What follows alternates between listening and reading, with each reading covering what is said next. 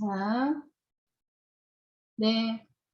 우리가 벌써 7번째 만나는 시간이네요. 한 3분의 1 정도 지나온 것 같습니다. 그래서 시작의 반이라고 지금까지 아마 좀 오신 분들은 아마 끝까지 가실 수 있으실 것 같아요. 그래서 좀 힘내시고, 예, 오늘 하시고 나면 2주 방학 있으시니까, 예, 오늘 집중해서 예수님에 대해서 배워보겠습니다. 네, 시작기도 성호경과 251페이지죠. 252페이지네요. 사도신경. 예, 오늘 예수님에 대해서 오늘 배우기 때문에 우리가 예수님에 대한 어떤 부분을 믿는지, 예, 한 부분을 밑에 예, 450. 네, 여기 음소거 좀 해주셔요. 음소거를 해주셔야 여기 녹화가 리코딩이 다 되거든요. 예, 음소거 좀 부탁드립니다. 네, 시작기도 하겠습니다. 성부와 성자와 성령의 이름으로 아멘. 네, 사도신경 252페이지 사도신경 함께 소리내서 기도하겠습니다. 전능하신 천주 성부, 천지의 창조주를 저는 믿나이다. 그 외아들 우리 주 예수 그리스도님 성령으로 인하여 동정 마리아께 잉태되어 나시고 본시오 빌라도 통치 아래서 고난을 받으시고 십자가에 못 박혀 돌아가시고 묻히셨으며 저승에 가시어 사흘날에 죽은 이들 가운데서 부활하시고 하늘에 올라 전능하신 천주 성부 오른편에 앉으시며 그리로부터 산이와 죽은 이를 심판하러 오시리라 믿나이다. 성령을 믿으며 거룩하고 보편된 교회와 모든 성인의 통공을 믿으며 죄의 용서와 육신의 부활을 믿으며 영원한 삶을 믿나이다. 아멘. 성부와 성자와 성령의 이름으로 아멘. 네, 오늘 그 사도신경 앞부분이에요. 저번 주에는 7과 먼저 했었죠. 7과 창조주 하느님에 대해서 성부, 우리가 성경 그럴 때 성부와 성자와 성령의 이름으로 할 때 성부 창조주이신 하느님에 대해서 저번 주에 배웠습니다. 예, 세상 만물을 창조하시고 또 그 세상 만물을 창조하신 맨 마지막에 인간을 창조하시면서 예, 인간에게 세상의 모든 피조물을 관리할 책임을 우리에게 주시고 그리고 그 인간과 또 짝을 만들고 그 최초의 인류인 아담과 하와 사이에 또 원죄라는 것이 생겼고 이런 부분에 대해서 쭉 성조들의 아브라함, 믿음의 조상 아브라함부터 해서 그 다음에 물로 멸한 노아 시대 쭉 하면서 우리 그 창세기 부분을 쭉 한번 훑었습니다. 예, 그 창조주 하느님, 그죠? 천지의 창조주를 저는 믿나이다. 요 두 줄을 우리가 무엇을 믿느냐에 대해서 배웠고요. 우리의 시작이요, 마침이요, 우리 존재의 이유이신 창조주 하느님에 대해서 배웠습니다. 그러면 오늘은 무엇에 대해서 배우냐면요. 그 밑에 두 줄이에요. 그 외아들, 창조주이신 그 하느님의 외아들, 우리 주 예수 그리스도 성령으로 인하여 동정 마리아에게 잉태되어 나시고 예, 요 부분에 대해서 오늘 배웁니다. 이 부분과 함께 이 우리 주 예수 그리스도가 누구이시고 예수님의 역사, 예수님이 또 하신 일들 이런 공생활까지 이제 저희가 오늘 배우고요. 예, 자 한번 예수님에 대해서 이제 배워보겠습니다. 네, 제가 제가 찾다 보니까 이 그림이 제일 잘생겼더라고요. 제일 멋있게 생기셔갖고, 예, 뭔가 이렇게 좀 청년 예수이시면서도 뭔가 이렇게 사물을 꿰뚫는 그런 힘이 느껴지고, 그 다음에 또 인성과 신성을 함께 겸비한 예수님의 모습이 참 많이 느껴지는 것 같아서 이 성화를 선택했고요. 이 예수님, 이 인성과 신성을 함께 지니신 이 예수님에 대한 예수님의 시작과 예수님의 그 공적인 생활까지 오늘 배우시게 되겠습니다. 그리고 다음 시간에는 순환과 부활에 대해서 배울 거예요. 한번 넘어가 보겠습니다. 자, 네, 여기서 다 아시는 분들이시죠? 예, 앞에 누구셔요? 이 제일 앞에 분? 네, 제일 앞에 분? 네, 이순신 장군이시죠? 네, 또 여기는 율곡 선생님, 김구 선생님. 자, 내가 존경하는 인물들이 다 있죠. 우리가 다 존경하는 인물들이 있는데, 우리 권영재 형제님은, 내가 존경하는 인물이 혹시 갑자기 질문 드려갖고 당황하실 수 있으실 것 같은데, 네. 나는 뭐 만난 사람 중에서도 괜찮고, 아니면 역사적인 인물 중에서도 괜찮고, 그 다음에 가르침 받은 그 배움 안에서도, 난 참 그분을 참 존경해 하는 분들이 혹시 있으세요? 저는 따로 뭐 그런 막 이름이 알려지신 그런 유명한 분은 없고요. 네. 그냥 제가 삶에서 존경하는 분은 제 아버지 계십니다. 아버님이, 네. 아주 아버님이 세상에서 제일 행복하신 분이실 것 같아요. 예. 네, 감사합니다. 우리 네. 권영재 형제님의 또 자녀분이 또 나중에 권영재 형제님을 또 가장 존경하는 인물이 되실 것 같아요. 감사합니다. 네, 네. 우리가 자라면서 우리에게 좀 아주 알려지지 않은 큰 분이 아니더라도 주변에 그죠? 뭐 선생님이라든지 또 우리가 같은 모임이라든지 아니면 이웃 아니면 이민 왔을 때 정말 아무것도 모르고 정말 어려움이 됐을 때 손 한번 내밀어 줬던 이웃들 이런 분들 참 존경하죠. 예, 존경스럽습니다. 그러나 이제 좀 알려진 분들 중에 많은 업적과 가르침을 남긴 위대한 인물들이 정말 많죠. 뭐 역사적으로 많은 업적을 가진 분들 중에서 뭐 또 공자라든지 마호메트, 석가모니, 우리 세계 4대 종교의 그 인물들, 종교적인 인물들을 위시해서 또 우리나라에도 이런 분들 굉장히 또그 지폐 속에 나오는 얼굴들, 네, 그죠? 굉장히 존경하는 인물들이 많습니다. 네, 우리는 그 중에서도 세상 사람들이 존경하는 그 인물 훌륭한 인물, 뭐 성인들, 세상 사람들은 예수님을 모르는 분들은 예수님 성탄 다 가까우면은 훌륭하신 분, 훌륭한 인물, 성인 이렇게 여길 수가 있어요. 그렇지만 그리스도교 신자들 이제 예수님이 누구신지를 배워가고 예수가 그리스도라고 하는 부분을 알아가면 갈수록 그분은 훌륭한 성인이 아닌 우리 삶 안에 우리를 구원해 주시는 주님이라고 우리는 믿게 됩니다. 자, 우리가 55페이지에 들어봅시다 부분을 한번 읽어볼 거예요. 우리 김보미 자매님 한번 큰 소리로 읽어봐 주시겠어요? 네. 예수님께서 제자들과 함께 카이사리아 필리피 근처 마을을 향하여 길을 떠나셨다. 그리고 길에서 제자들에게 사람들이 나를 누구냐고 하느냐 하고 물으셨다. 제자들이 대답하셨다. 세례자 요한이라고 합니다. 그러나 어떤 이들은 엘리야라 하고 또 어떤 이들은 예언자 가운데 한 분이라고 합니다. 예수님께서 다시 그러면 너희는 나를 누구라고 하느냐 하고 물으시자 베드로가 스승님은 그리스도이십니다 하고 대답하셨다. 네, 감사합니다. 여기서 길에서 제자들에게 그 사람들이 예수님을 보고요. 제일 처음에 저 사람 뭐야? 누구야? 제일 처음에는 호기심으로 의아하다가 나중에는 그 질문이 나중에 그 질문 너머에 우리 삶을 송두리째 바꿔버리는 그 스승 중에서도 그리스도가 되는 이 장면이에요.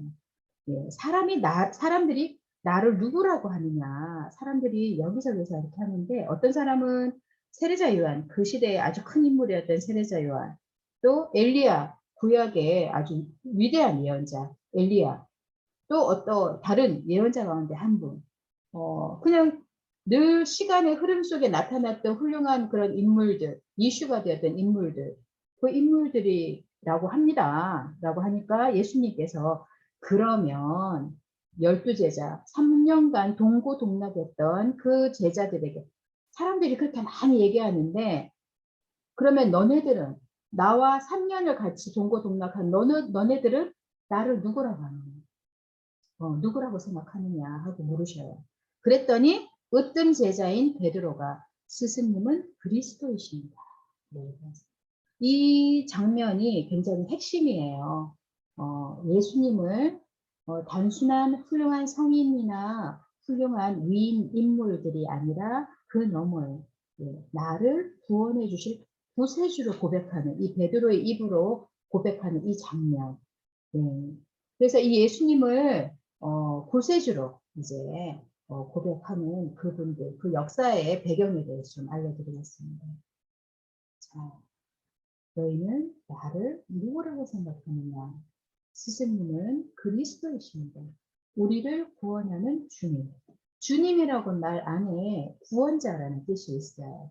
그리스도, 예수 그리스도라고 하는데 그리스도가 구원자라는 뜻이죠. 예, 스승님은 구원자이십니다. 예, 주님, 나의 주인이십니다. 예, 그런 뜻입니다. 예, 여러분들은 지금은 뭐 한 3분의 1 정도 배우셔가지고 지금 딱 누구라고 내 삶 안에서 체험을 해서 나오는 언어로 말하시기는 좀 어려우실 거예요. 지금은 지식적으로 머리로 알아듣고 그 다음에 이것이 삶 안에서 자꾸 체험이 되고 그 다음에 이게 쭉 가슴으로 내려옵니다. 머리에서 가슴까지 내려오는 시간이 굉장히 어떤 분은 뭐 짧을 수도 있고 어떤 분은 한 생이 걸릴 수도 있습니다. 예, 그렇지만 깨달아 아는 것과 아는 것을 삶으로 이제 체험을 하고 난 다음에 입으로 그 체험한 것을 고백하게 되시는 것이 바로 굉장히 하느님의 체험에서 큰 은혜를 받는 순간인데요. 아마 여러분 각자에게 그 순간이 오시리라고 생각이 되고요. 지금 제가 오늘 수업하는 쭉 내내 이 질문을 하셨으면 좋겠어요. 예수님, 너희는 나를 누구라고 생각하느냐? 그죠? 봄이야, 너는 나를 누구라고 생각하느냐? 그 다음에, 하연아, 너는 나를 누구라고 생각하느냐? 고은아, 너는 나를 누구라고 생각하느냐? 예수님이 나에게, 각자에게 질문하신다고 생각을 하고, 예, 나중에 과제가 그거예요. 예, 그래서 그거를 잘 생각하면서, 예, 과연 예수님은 나에게 누구지? 예수님은 나의 누구지? 이런 질문으로 한번 같이 이 여정을 가셨으면 좋겠습니다. 자, 예수님, 인간 예수님의 일생. 예, 예수님은 우리와 같이 피와 살을 가진 육으로 이 세상에 오신 하느님의 아들이에요. 외아들 예수님이신데요. 이거는 믿음의 신앙의 눈으로 바라보는 겁니다. 이게 합리적이고 이렇게 어떻게 보면은 과학적인 눈으로 바라볼 수 있는 내용은 아니죠. 그러나 예수님은 이 역사 속에서 이것은 실질적으로 있었던 이야기예요. 지금부터 제가 말씀드리는 내용은 허구가 아니라 팩트예요. 실제로 있었던 이야기입니다. 예, 역사적으로 구전되어서 또 성경으로 해서 지금까지 연결되어 온 이 실제 이 세상에서 있었던 예수님의 한 일생입니다. 예, 인간 예수님의 일생은 그럼 어떠하셨을까? 아마 개신교에서도 조금 신앙생활을 하셨던 분들은 뭐 익숙하신 내용들일 겁니다. 그렇지만 오늘 제 기준은 처음 접하시는 분을 생각하고 말씀을 드릴게요. 네, 예수님은요,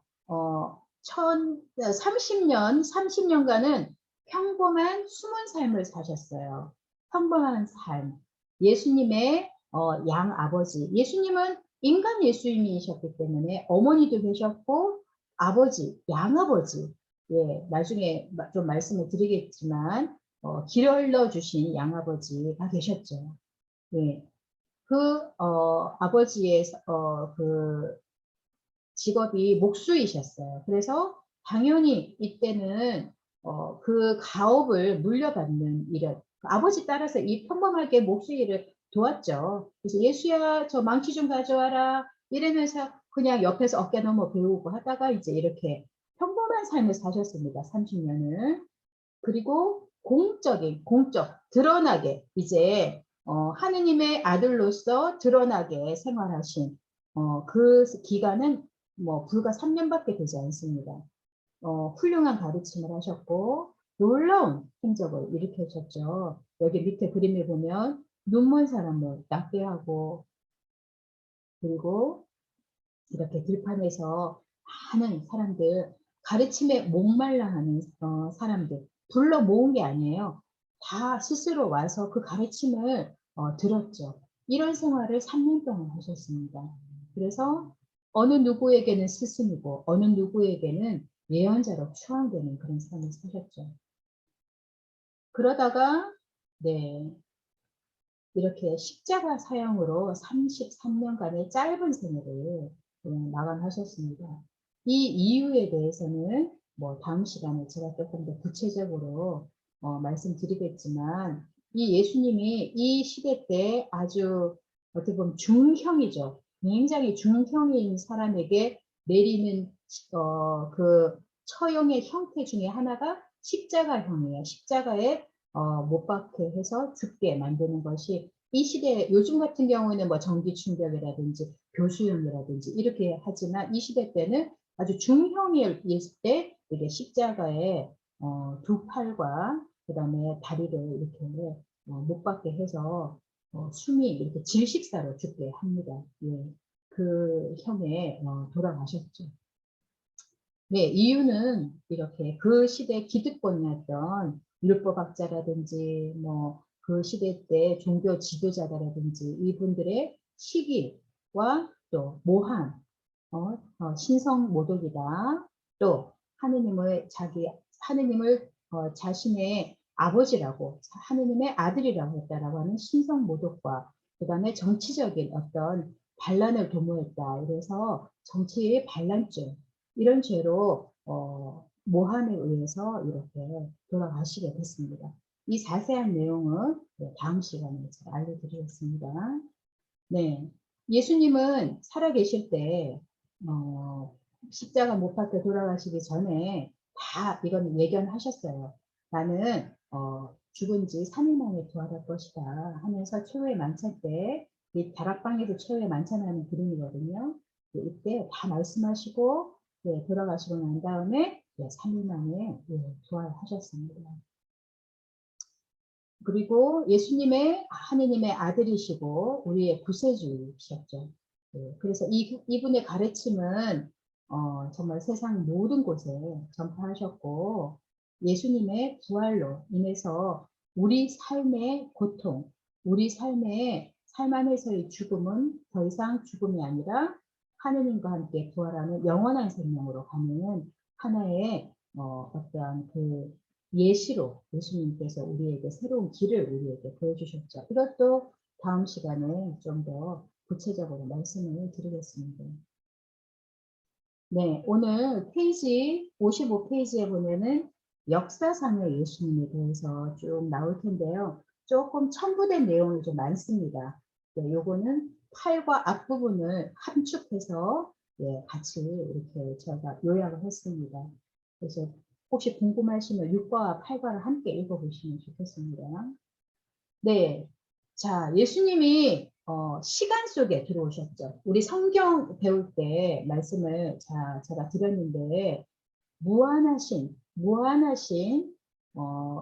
유한하지 않고 무한한 시간 속에 계신 하느님, 하느님 전지전능하다 그러셨죠. 모든 것을 알고 모든 것을 행하실 수 있는 그 하느님, 이 신은 신이 시간에 유한한 시간으로 내려오십니다. 그러면서 인간 역사 안에 예수님이 내려오셔서 함께 하십니다. 그 시작이 예수님의 탄생의 기점이죠. 이 예수님의 이 탄생을 통해서 예수님의 짧게는 3년, 그다음에 길게는 20생활까지 33년간의 그 생애와 가르침과 그 행적을 기록한 내용, 그 기록한 내용이 우리 성경에 보면은 사복음서, 예, 신약 성경에 보면은 사복음서 앞부분에 마테오 복음, 마르코 복음, 루카 복음, 요한 복음에 쓰여져 있습니다. 복음이라고 하는 말 자체는 기쁜 소식이라는 거죠. 예, 예수님이 우리 역사 중에 내려오셔서 그 예수님의 가르침, 예수님의 그 행적을 통해서 우리 인류를 구원하신 그 내용이 기쁜 소식인 거죠. 복음이라는 거죠. 그래서 그 1세대 때 예수님의 제자들이 동고동락했던 예수님의 제자들이 그 1세대가 이제 넘어가고 사라지기 전에 그 신앙을 구전되어 오다가 말로가 말로 전해져 오다가 그 다음에 그것을 기록을 할 수밖에 없죠. 예, 그 역사의 증인들이 이제 사라지면서 후대에 전하기 위해서 글로 쓰여지게 됐습니다. 그게 바로 마르코, 마테오, 루카, 요한복음들인데요. 신앙 안에서 예수님이 누구인지를 알아듣고 정리한 거예요. 그래서 이거는 팩트도 있지만 그 너머에 예수님을 자기 삶 안에 제가 그랬죠. 머리에서 가슴으로 내려온 머리에서 내 가슴을 치면서 고백하게 되는 그 고백, 신앙 고백을 토대로 쓰여진 게 바로 복음서입니다. 그래서 이 복음서, 이 성경은요, 신앙의 눈으로 바라봐야 돼요. 신앙의 눈으로 바라봐야지 한 줄 한 줄을 줄 안에 그 팔자에 갇히면 안 된다는 거죠. 이것은 왜냐하면 이것은 이 시대 때 이 성서 저자들의 신앙 고백이기 때문입니다. 이 시대에 이렇게 쓰여져 있고요. 자, 그 장소적인 곳은 어디냐? 예수님의 고향은요, 팔레스티나 지방이에요. 지금의 팔레스티나 지방인데, 지금 이스라엘이죠. 이스라엘 지방인데, 이스라엘 민족에게 주시겠다고 약속한 작은 땅 2만 평방킬로미터. 그러니까 뭐 경상남북도 정도, 뭐 온타리오 뭐 반 정도 되지도 않을 거예요. 아마 엄청 작아요. 예, 굉장히 작은 곳이죠. 여기 서쪽으로는 요 제 화살표를 따라서 한번 보시면은 서쪽으로는 지중해가 있어요. 지중해에서 쭉 건너가면은요 이탈리아 반도가 나옵니다. 예, 쭉 더 서쪽으로 가면 이탈리아 반도가 나오고 그다음에 북쪽 이 지중해에서 더 위로 가면 그리스 지방이 나오죠. 예, 그래서 그리고 이 지형 이스라엘 이 지형의 동쪽으로는 요르단강 요 가운데 요렇게 초록색으로 보이는 요 강이 요르단강이에요. 요르단강 요 앞쪽 요거밖에 안 돼요. 여기가 이스라엘이죠. 이스라엘 팔레스티나 요 지방에서 일어난 이야기들입니다. 예수님의 고향이죠. 그리고 북쪽에는 뭐가 있냐면요. 여기 갈릴레아 호수가 보여요. 지금 화살표 보시면은 아실 거예요. 지금 여기 갈릴레아 호수인데요. 캐나다 땅에서 바라보면은 여긴 정말 조그만 곳이죠. 끝이 보이니까요. 우리는 온타리오 호수 같은 거 끝이 안 보이잖아요. 예, 거기 가면은 끝이 보입니다. 예, 그래서 나중에 성지순례에 우리가 날이 좋아져서 성지순례 한번 일생에 한 번은 꼭 한번 가보시면 좋을 것 같아요. 가시기 전에 성경을 한번 읽고 가시면 좋아요. 뭐 구약 신약 다 읽어오셔도 좋고 신약만이라도 좀 읽고 가시면 좋습니다. 네, 북쪽으로는 갈릴레아 호수가 있고 그다음 남쪽으로는요 뭐가 있냐면 사해가 있어요. 이게 보이시죠? 사해. 예, 사해는 우리 다 아시죠? 예, 여기는 염분이 물이 들어오기는 들어오는데 나가질 않아요. 그래서 여기에 계속 고여가지고 수분이 증발하고 그 다음에 여기에 소금이 굉장히 염분 농도가 엄청 높아요. 그래서 이게 힘을 빼고 누우면 둥 뜹니다. 예, 그래서 수영복 좀 챙겨가서 여기 머드팩도 좀 하고요. 머드팩도 좀 하고 그리고 이게 누워갖고 책도 좀 읽고 뭐 그러신다 하더라고요. 뭐 저는 발만 한번 담궜는데 네. 그래서 자 보세요. 지리적인 요건이 어떻습니까? 지리적인 요건이. 예, 지리적인 요건이 굉장히 특별히 비옥하거나 지하 자원이 풍부한 곳은 아니에요. 가보면은 척박해요. 굉장히 척박한 땅입니다. 평야 같은 것도 거의 없고요. 뭐 성경에 보면은 뭐 돌밭에 떨어진 거, 뭐 가시덤불에 떨어진 그런 비유들이 나오는데 정말 그리고 이 지형이 썩 그렇게 하느님이 약속해 주신 그런 땅 같지가 않아요. 왜냐하면 굉장히 열악한 어떤 부분도 있고 사막화되어 있는 부분도 있기 때문에요. 그렇지만 동서를 연결하는 통로에 위치하고 있어서 여기서 조금만 가면 로마죠. 위로 올라가면 그리스죠. 예, 지중해 병을 끼고 있고 여기서 아래로 내려가면 아프리카 그죠? 넘어갈 수 있는 이집트로 연결이 됩니다. 그래서 군사적이나 경제적으로 이 그런 통로에 위치를 하고 있기 때문에 주변 강대국의 침략을 굉장히 많이 받았어요. 예. 그래서 아주 어려움을 많이 겪었죠. 자, 그 이스라엘 그 지역을 옛날에는 이 가나안 땅이라고 했습니다. 적과 꿀이 흐르는 가나안 땅으로 하느님은 우리를 구원해 주신다라고 믿고 구약에는 이집트에서 예, 제가 저번 시간에 말씀드렸던 아브라함, 믿음의 조상 아브라함, 우리 성경 제가 말씀드릴 때 한번 얘기했었죠. 믿음의 조상 아브라함을 쭉 해서 그 이스라엘 민족의 그 후예들이 이집트에 이제 거기서 건너갔다가 종살이를 하게 됩니다. 예, 그래서 거기서 약속의 땅인 가나안 땅으로 이제 넘어오게 된 거죠. 아까 제가 말씀드렸던 이 땅으로 이제 넘어오게 됩니다. 자, 넘어와서 제일 처음에는 숫자가 조금씩 더 불어나면서 부족 국가에서 왕정으로 이제 전환이 돼요. 왕정으로 전환되면서 부족 국가일 때 이제 왕정으로 넘어가면서 요 사진은 아마 여러분들 좀 잘 아실 거예요.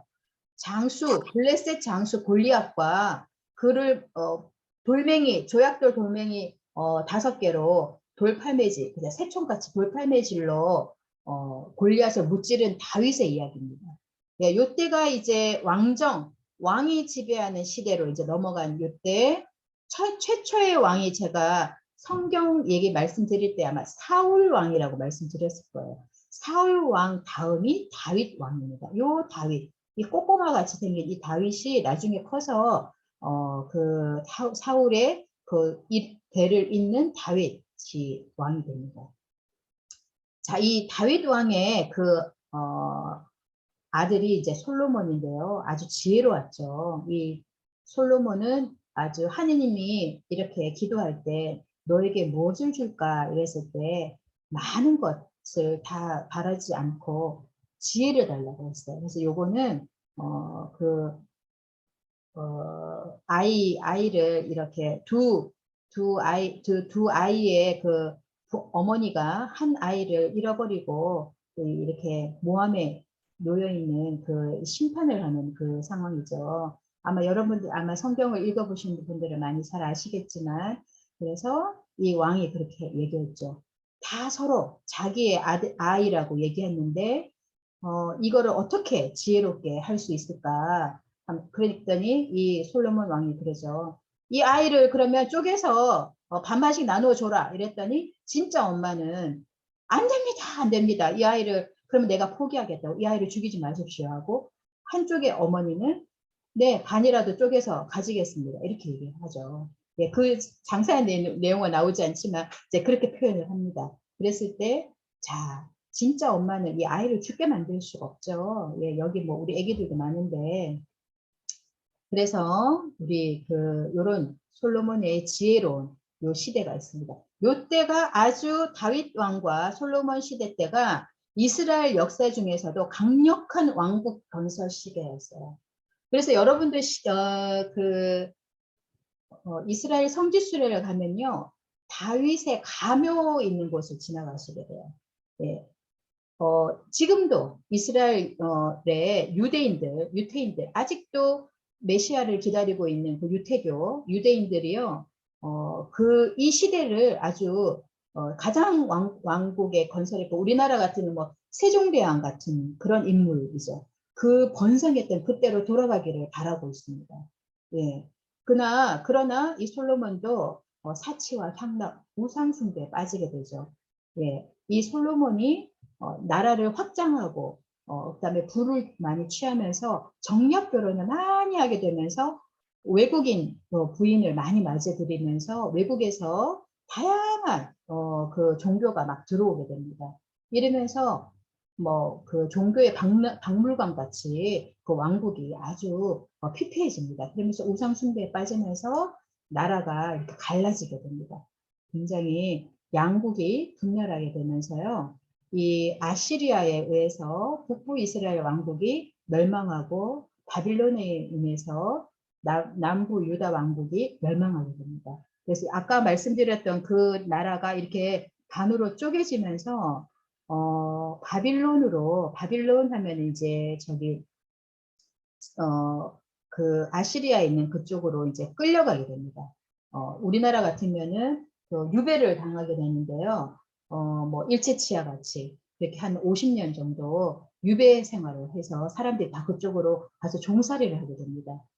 네, 이거는 이제 하느님과 맺은 계약이 깨어진 것 같은 엄청난 사건이었죠. 나라도 잃고 모든 것들이 다 민족이 정말 말살당할 수 있는 그런 풍비박산이 되는 그런 양국의 분열 시기를 이제 거치게 됩니다. 이 이스라엘 역사를 통해서.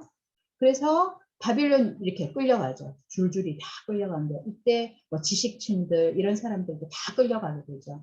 그러면서 이 종교 지도자들이요, 깊은 성찰을 하게 되죠. 바빌론으로 유배 생활을 하면서 우리도 정말 나라가 혼란이 되면 위인이 나타나듯이, 예, 위인이 나타나듯이 영웅들이 나타나죠. 그렇듯이 이 끌려가서 우리도 살아가면서 그죠. 또 내가 왜 이런 일을 겪어야 되지? 왜 나에게 자꾸 이런 일들이 생기지 하고 어떤 좀 어려운 일이 생겼었을 때 우리가 우리 삶을 돌아보듯이 이때 유배에 끌려간 이 유배의 지도자들도요 깊은 성찰을 하게 됩니다. 우리가 왜 나라를 잃고 이렇게 종살이를 하듯이 유배 생활을 해야 됐냐 하고 깊이 성찰을 하면서 이것은 바로 하느님이 잊어버렸다. 하느님을 잃어버리고 우리가 우상숭배에 빠지고 우리가 정말 하느님과의 올바른 관계가 되지 않은 우리의 어떠한 신앙생활을 반성하게 됩니다. 그러면서 이때 우리 민족에 정말 처음으로 다시 돌아가게 되고 우리 민족을 세상 태초부터 어떻게 하느님으로부터 끌어온게 된 것인가 이런 것들을 반성하면서 구약 성경이 이때 체계적으로 편찬이 됩니다. 이러면서 이때 창세기가 이때 집대성되는 거죠. 여러 자료들이 흩어져 있는 자료들이 하나로 편찬이 되면서 이때 구약 성경이 이렇게 46권이지만 이게 잘 이렇게 체계적으로 되는 이 시기입니다. 그리고 예언자들이 많이 활동을 하고요. 그리고 또 우리가 이렇게 일제치하에 있을 때 정말 우리가 해방을 갈망하듯이 이 유배 생활을 하고 나라를 잃고 정말 고통 속에 있으면서 우리를 구해줄 이 메시아를 굉장히 정말 간절히 기다리는 이 시기입니다. 자, 50년의 유배 생활이 끝나고 귀환을 하죠. 귀환을 하지만 페르시아 지배에서 벗어나지는 못했습니다. 네. 페르시아에서 그다음에 페르시아의 그 지배에 있다가 그다음에는 그리스 알렉산더 대왕 아시죠? 거의 뭐 유럽을 다 그냥 통치해 버렸던 이 거대한 왕국을 만들었던 이 알렉산더 대왕 이 치하에도 이제 있게 됩니다. 예, 얼마나 이 고통 속에 있겠어요. 그 다음에는 이집트에, 그 다음에는 시리아, 뭐 이런 식으로 해서 굉장히 그 외세의 지배가 계속 이어졌습니다. 외세의 지배가 이어지면은 무엇을 갈망했겠어요? 예, 독립을 굉장히 갈망을 하게 되죠. 예, 뭐 이 자세한 내용은 아마 성경을 읽어보면 아실 것 같고요. 굵은 것만 말씀드릴게요. 그래서 유다 왕국을 이제 건설하게 됩니다. 예, 이게 기원전 142년에서 63년경이죠. 그 다음에 예, 로마가 팔레스티나를 정복하게 됩니다. 이 로마의 지배 아래 이제 있게 되죠. 그래서 로마의 지배 아래 있을 때 로마 황제 아우구스토 때에 예수님이 탄생하셨습니다. 이거는 성경에 나오는 이야기죠. BC 7에서 6년경, 예, 이때쯤 이제 아마 정확하게는 알 수 없지만 요 경에 예수님이 탄생하실 것이다. 자, 제가 앞에 장황하게 설명을 한 거는 이 예수님이 탄생하기 전에 그 배경을 잘 기억하시라는 거죠. 나라를 잃고 그 다음에 하나님과의 새로운 신앙을 정말 재발견을 하게 되고 그 식민지에 있던 정말 그 안에서 독립을 해방을 그 다음에 메시아를 얼마나 갈망했었던가. 이 시대 때 예수님의 탄생하셨습니다. 자, 로마의 지배하에 있었다 그랬죠. 예, 로마의 지배하에 있었기 때문에 이 호구조사령이 이제 뭐냐면 우리 같으면은 뭐 그런 거예요. 호적이 있는 곳. 그러니까 뭐 우리 그 부모님의 고향들이죠. 우리 조상들의 고향 가서 이제 호구조상을 하는 거예요. 이때는 뭐 우리 뭐 SNS가 있는 것도 아니고 전화가 있는 것도 아니고 그 출생지에 가서 신고를 해야 되는 거죠.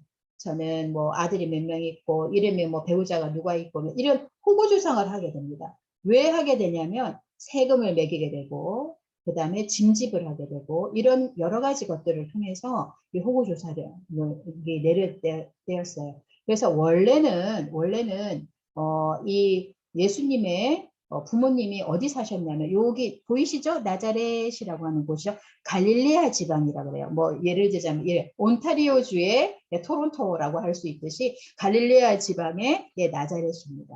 예, 예. 근데 여기서 그 원적지 호구조사하는 그 원적지로 가야 되잖아요. 거기가 어디냐면은 베들레헴. 그래서 이 베들레헴으로 가서 신고를 해야 되는 거예요. 근데 이제 만삭의 몸으로 이때 결혼하고 이제 만삭의 몸으로 가다가 왜 마구간에서 태어났을까?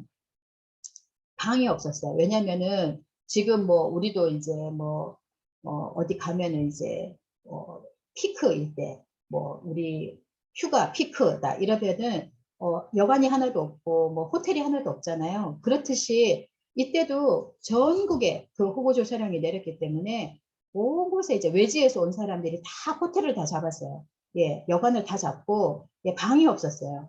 그래서 이 지금 출산이 임박한 이 정말 그 예수님의 어머니 마리아는 양아버지 요셉과 함께 여기 마국간 동구박에 있는 좀 바람을 피할 수 있는 그런 허름한 이 마국간이라고 하지만은요 사실은 이 시대 이제 여기 성지순례를 가보면은 짐승은 사람들하고 같이 지냈어요. 그래서 아래층에는 짐승들이 있고요. 왜냐하면 재산이고 그다음에 가족으로 같이 했기 때문에 그 위층에 이제 약간 올라간 곳에 이제 사람들이 사는 그런 구조에서 살고 있었어요.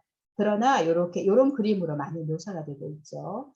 그래서 이 마국간에서 예수님의 첫 시작이 이제 됩니다. 이 의미에 대해서 조금 더 나중에 알려드릴게요. 자, 예수님의 이 탄생의 의미를 좀 한번 보셔야 돼요. 네. 예수님은 하느님 사랑의 절정이죠. 자, 우리가 정말로 소중한 사람에게 가장 좋은 선물을 주듯이, 예. 저는 이 팬데믹 기간에 예수님의 탄생, 예수님의 강생에 대해서 굉장히 많은 해답을 얻게 되는 것 같아요. 예. 대면과 비대면의 시대를 지금 살고 있잖아요. 아무리 기술이 뛰어나고 해도 비대면이 따라잡을 수가 없습니다. 예, 우리가 눈을 맞추고 손을 오감을 통해서 느끼고 그 다음에 그 육성을 듣고 얼굴을 다 가리지 않고 보고 이런 걸 통해서 우리는 많은 것을 공유하고 많은 것을 그 안에서 오고 갑니다. 그렇듯이 하느님은요. 눈에 보이시지 않죠. 눈에 보이면 그건 물질이죠. 하느님은 눈에 보이시지 않지만 당신의 사랑의 절절, 자신의 분신과 같은 이 예수님을 우리에게 대면 수업을 하시기 위해서 내려보내신 거예요. 예, 인간의 몸. 아무리 내가 너네를 사랑하고 이렇게 살아라고 표현을 하고 예언자를 통해서 보여줘도 사람들이 알아듣지 못하니까 당신의 분신과 같은 이 하느님의 아들을 우리가 알아들을 수 있는 우리와 같은 모습으로 우리와 같이 정말 눈을 맞추면서 우리 수준에 맞는 눈높이로 하느님의 이 절정인 예수님이 탄생하신 거예요. 저는 이 비대면의 시대에 이거를 정말로 느낄 수 있는 것 같습니다. 예, 정말 예수님은 우리의 인간의 모습으로 내려올 수밖에 없었구나. 예, 그래야 우리와 똑같은 모습으로, 똑같은 눈높이로 우리에게 어떻게 살아야 되고, 어떻게 걸어가야 되고, 어떻게 사랑을 실천해야 되는지를 몸소 보여주실 수가 있구나. 이거를 굉장히 느끼게 됩니다. 예, 마찬가지로 이 하느님은 우리 세상을 위해서 하느님은 오랜 세월 준비하셨죠. 이 그림을 한번 보세요. 이 그림에 굉장한 큰 신학적인 의미가 있죠. 뭐 하느님이 이렇게 생기시진 않으셨을 거예요. 그러나 하느님이 그 사랑이 이렇게 내려오셔서 여기 아기 예수님 보이세요? 조그만 아기 예수님으로 내려오셨다라는 거죠. 강생하셨다. 강생이란 말이 내릴 강자, 내려올 생명으로 내려오셨다는 거예요. 예. 아브라함과 이스라엘을 구약 시대 때 이스라엘과 아브라함과 이스라엘을 선택하셔서 뭐 구원의 역사를 쭉 이끌어 오셨지만 결정적으로 세상에 정말로 그 하느님의 사랑을 시청과 비획과 같이 보여주시기 위해서는 그 긴 구약의 세월을 준비하셔서 이 오늘이 내린 거죠. 그래서 구약 전체가요, 이 예수님의 탄생에 대해서 모든 그 곳곳에 예언이 되어 있습니다. 특별히 이사야서에 보면은 이 예수님의 탄생에 대해서 나오죠. 예, 탄생 이제 지금 여러분들이 굉장히 그 전례력으로도 굉장히 좋은 시기에 이거를 같이 공부하고 계시거든요. 그래서 내일 그 미사 오셔도 보면은 구구절절이 다 이제 예수님의 탄생에 대해서 집중되어 있는 독서와 복음이 다 나옵니다. 네, 이렇게 구약부터 지금까지 오랜 세월 이렇게 준비를 해오셨다. 왜? 하느님이 우리를 너무 사랑하시고, 예, 우리를 구원하시기 위해서 죄에 빠져 있는지도 모르고 죄를 짓고 있는 이 인간들에게 이 새로운 사랑의 길을 보여주시기 위해서 예수님을 내려 보내주셨다라는 거죠. 그래서 우리 사도신경에 보면은 그 외아들 예수 그리스도 이 말이요 굉장히 큰 신학적인 뜻이 함축되어 있습니다. 네. 하느님께서는 인류 구원을 실현하시기 위해서 이 아들을 파견하셨죠. 파견하셨어요. 예. 예수님도 이민 오셨어요. 하느님 나라에서 이민을 오셨습니다. 예. 건너 오셨죠. 하느님 자신이 인간을 위해서 오신 거예요. 내가 정말로 사랑하는 그 사랑 덩어리가 내려오신 거예요. 그래서 예수라는 이름이 어떤 뜻이 들어가 있냐면요. 예수란 이름 자체가 뭐 하느님께서 구원하시다라는 뜻이에요. 이 말 자체가 지저스라는 말 자체가 하느님께서 구원하신다. 인간 예수의 그 존재 이유죠. 예수님은 우리를 구원하시기 위해서 우리를 죄의 구렁에 빠져 있지 않고 사람답게 살 수 있도록 이끌어 주시기 위해서 우리에게 오셨다는 겁니다. 어떤 모습으로 아주 약한 아기의 모습으로 비천한 정말 그 외양간 마구간에 아주 바닥에서부터 우리를 구원하시기 위해서 그 첫 시작을 하셨다는 거예요. 왜냐하면 이곳에도 빛이 필요하기 때문에 이 어두운 곳, 이 추운 곳, 이 춥다는 의미는 뭐 물리적인 추움도 있지만 세상 안에서 정말 소외되고 정말 구석지고 정말 디아스포라 같이 정말 버려진 어떤 그런 곳에부터 시작하셨다는 그 구원이 시작하셨다는 거기서부터 빛으로 오셨다는 거예요.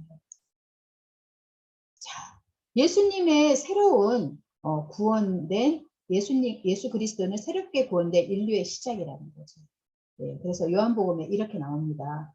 하느님께서는요 세상을 너무나 사랑하신 나머지 외아들을 내주시어 그를 믿지 않는 사람은 누구나 멸망하지 않고 영원한 생명을 얻게 하셨다. 이 요한복음에 나옵니다. 자, 근데 어떻게 예수님은 그러면 이 세상에 시작을 하셨을까? 자, 요 말이 참 조금 머리로 이성적으로 이해하시기 조금 어려우실 거예요. 사도신경에 보면은 고개를 목례하면서 제가 기도하라고 말씀을 드렸는데 그 부분입니다. 성령으로 인하여 동정 마리아께 잉태되어 나시고. 예, 이 말이 조금 많이 어려우실 수도 있어요.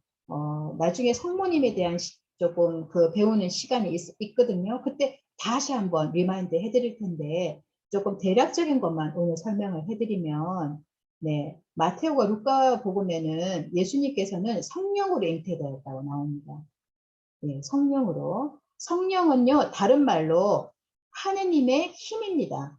하느님의 얼이에요. 성령이라고 하는 것은 얼. 그릇에 담기는 그 내용물이라는 거죠. 예, 성부, 성자, 성령. 우리 성령을 좀 다다음 시간에 배울 거거든요. 그때 또 말씀을 드리겠지만 오늘 다 이해가 안 돼도 그냥 지나가셔도 괜찮을 것 같아요. 이 성령, 하느님의 힘으로 인간 마리아에게서 시작되었습니다. 예수님께서는 인간의 힘을 초월한 존재라는 거죠. 우리 아기가 엄마 아빠가 생기고 난자 정자가 돼서 만나서 아기가 이렇게 나듯이 이런 어떤 그 물리적인 어떤 과정 그 너머에 하느님의 힘이 작용하였다라는 겁니다. 젊은 여인이 잉태하여 아들을 낳고 그 이름을 임마누엘이라 할 것이다 라고 구약의 이사야 예언서에 이렇게 말씀이 예언되어 있어요. 이것이 신약에 와서 신약 성경 예수님 시대에 와서 비로소 이게 성취되었고 완성되었죠. 이 그림과 같이. 네, 이 말씀이 성취되었습니다. 그래서 임마누엘이란 말을 여러분 이제 다음 주에 성탄이잖아요. 임마누엘, 임마누엘 이런 노래도 있듯이 임마누엘이 무슨 뜻이냐면요. 하나님께서 우리와 함께 계시다는 뜻입니다. 예, 이 임마누엘 바로 하느님께서 우리와 함께 계시는 이 아기의 모습으로 함께 계시는 이 상태를 임마누엘 예수님이라고 합니다. 예. 자, 이 예수님의 탄생에 동방 박사들이 방문을 하게 되죠. 다음 주 말고 그 다음에 한 1월 첫 주 정도 될 거예요. 이때 이제 동방 박사 복음이 나오는데요. 동방 박사가 이제 와서 경배를 해요. 예수님의 탄생하고 난 다음에 이 동방 박사들은 이방인 종교의 사제의 예언자들이라 합니다. 예, 별을 바라보고 여기까지 별의 인도로 왔다라고 이제 하는데, 자, 이 내용의 뜻은 이름도 다 있어요. 멜키올, 가스팔, 발타살 이렇게 뜻이 있는데 이 다 이제 뜻 안에도 다 이름이 다 뜻이 있는데 이것은 하느님이 인류 구원이 이 예수님의 탄생으로 인해서 동방에서 온 이 사람들과 서방 그다음에 이스라엘 백성과 이방인 모두에게 열렸다라는 내용입니다. 이 동방에서 이 서방으로 넘어왔다라고 하는 것은 예수님의 이 구원의 빛이 이 서방에만 있지 않고 동방 모든 이방인들에게도 다 열렸다고. 구원이 모든 이들에게 열려 있다라는 선포와 같은 선포가 바로 이 동방 박사의 방문의 뜻입니다. 예, 그래서 이 동방 박사가 방문하셔서 황금과 유향과 모략이라고 하는 이 새 선물을 주는데 그런 의미는 좀 다시 또 디테일한 건 다음에 또 설명을 해드리겠습니다. 네, 예수님의 이제 탄생기 부분 이제 하셨다면은 이제 예수님은 이 정말 그 어머니 마리아, 성령으로 잉태하셨던 이 예수님과 그 다음에 이 잉태 전에 약혼한 이 양아버지 요셉 이 사이에 이렇게 성가정을 이루면서 성장기를 보냅니다. 이게 루카복음 나오는 이야기죠. 예. 부모님에게 순종하면서 일상적인 가정생활을 하셔요. 하느님의 율법에 순종하는 종교생활을 하십니다. 예. 예수님도 유태인들 중에 하나의 그 유태인의 어떠한 그 종교생활을 하셨죠. 하느님의 율법에 따라서. 그래서 때가 되면은 회당에 가서 기도도 하고 부모님과 함께 그 예루살렘으로 가서 정말 몇 년에 한 번씩 예, 또 가서 방문도 하고 이러는 종교 생활도 했습니다. 그리고 아버지와 함께 육체 노동도 하고 목수 일을 하고 예, 부모님께 순종하면서 날로 지혜가 자랐다라고 이 성경에 나옵니다. 복음서는 예수님의 전기가 아니라 하느님의 인류 구원 계획을 완성하신 예수님의 가르침과 그 가르침을 증거한 기록이에요. 예수님 한 위대한 인물의 실제 사건을 나열한 전기가 아니라는 거죠. 이 안에는 하느님이 어떻게 인간을 구원하려고 했고 그 구원 계획을 어떻게 완성해 갔는가. 그리고 예수님을 통해서 하느님의 외아들, 하느님의 분신과 같은 이 외아들을 그 가르침과 그 다음에 예수님의 행적을 통해서 그 인류의 구원을 완성하신 것을 보여주는 것이 바로 이 복음서예요. 네, 그 신앙의 눈으로 바라봐야 된다는 거. 그래서 우리와 함께 계시는 하느님이신 이 예수님 자체가 그 원복음이라고 그러죠. 원죄가 있고 원복음이 있다고 그랬죠. 제가 저번 시간에 말씀하셨는데 인간이면 한계를 지닌 인간이면 짊어진 죄, 그죠? 원죄. 인간이 태어나면요, 우리 인간이 그냥 인간으로서 가지고 있는 약함을 가지고 있는 짊어진 죄가 있죠. 그렇듯이 시작부터 우리에게 구원을 약속한 원복음 자체가 예수님이에요. 예수님 자체가 하느님을 우리와 함께 계시는 하느님을 바로 거울과 같이 미러와 같이 우리에게 보여준다는 거죠. 예. 복음서에는 예수님께서 하느님의 아들이시고 인류 구원을 위해서 이 세상에 오신 이 구세주라는 것을 곳곳에 이 복음서들은 증언하고 있습니다. 그래서 성경을 읽어야 되는 거예요. 예, 제가 아무리 설명을 해도요, 여러분들이 이 성경을 읽지 않으면 이 내용이 사라져요. 없어져요. 그래서 여러분들에게 제가 마르코 복음을 좀 읽기를 추천을 해드리고 싶어요. 마르코 복음을 원래는 필사를 하거든요. 마르코 복음이 16장밖에 안 돼서요. 뭐 맘먹고 필사를 하면 4일이면 금방 하루에 1시간씩 일주일이나 그 할애만 하시면은 이 마르코 복음 다 필사할 수 있어요. 베껴 쓰실 수 있어요. 베껴 쓰지는 못하시더라도 마르코 복음을 한번 꼭 읽어보시기를 예, 권해드립니다. 네, 성경 다 갖고 계시니까요. 그래서 하느님이 사람이 되셔서 사셨던 예수님의 인간적인 면모 이런 부분들이 다 성경에 나오고 이것을 통해서 하느님이 사랑이시구나 라는 것을 예수님의 그 모든 인간적인 면모 그 다음에 나중에는 정말 하느님의 권능을 받은 신적인 면모까지 그 안에서 하느님을 우리는 알 수가 있다는 거죠. 자, 또 예수님의 그 가르침과 행적을 기록한 이 네 복음서를 통해서 우리는 잘 알 수 있고 또 예수님의 생애, 가르침, 탄생, 유년기 이야기들이 구원 사건으로 재조명되어 있습니다. 이 복음서 안에는. 그래서 제가 누누이 강조하지만 네, 이 복음 성경을 꼭 읽으셔야 돼요. 특별히 마르코 복음 제가 권유드립니다.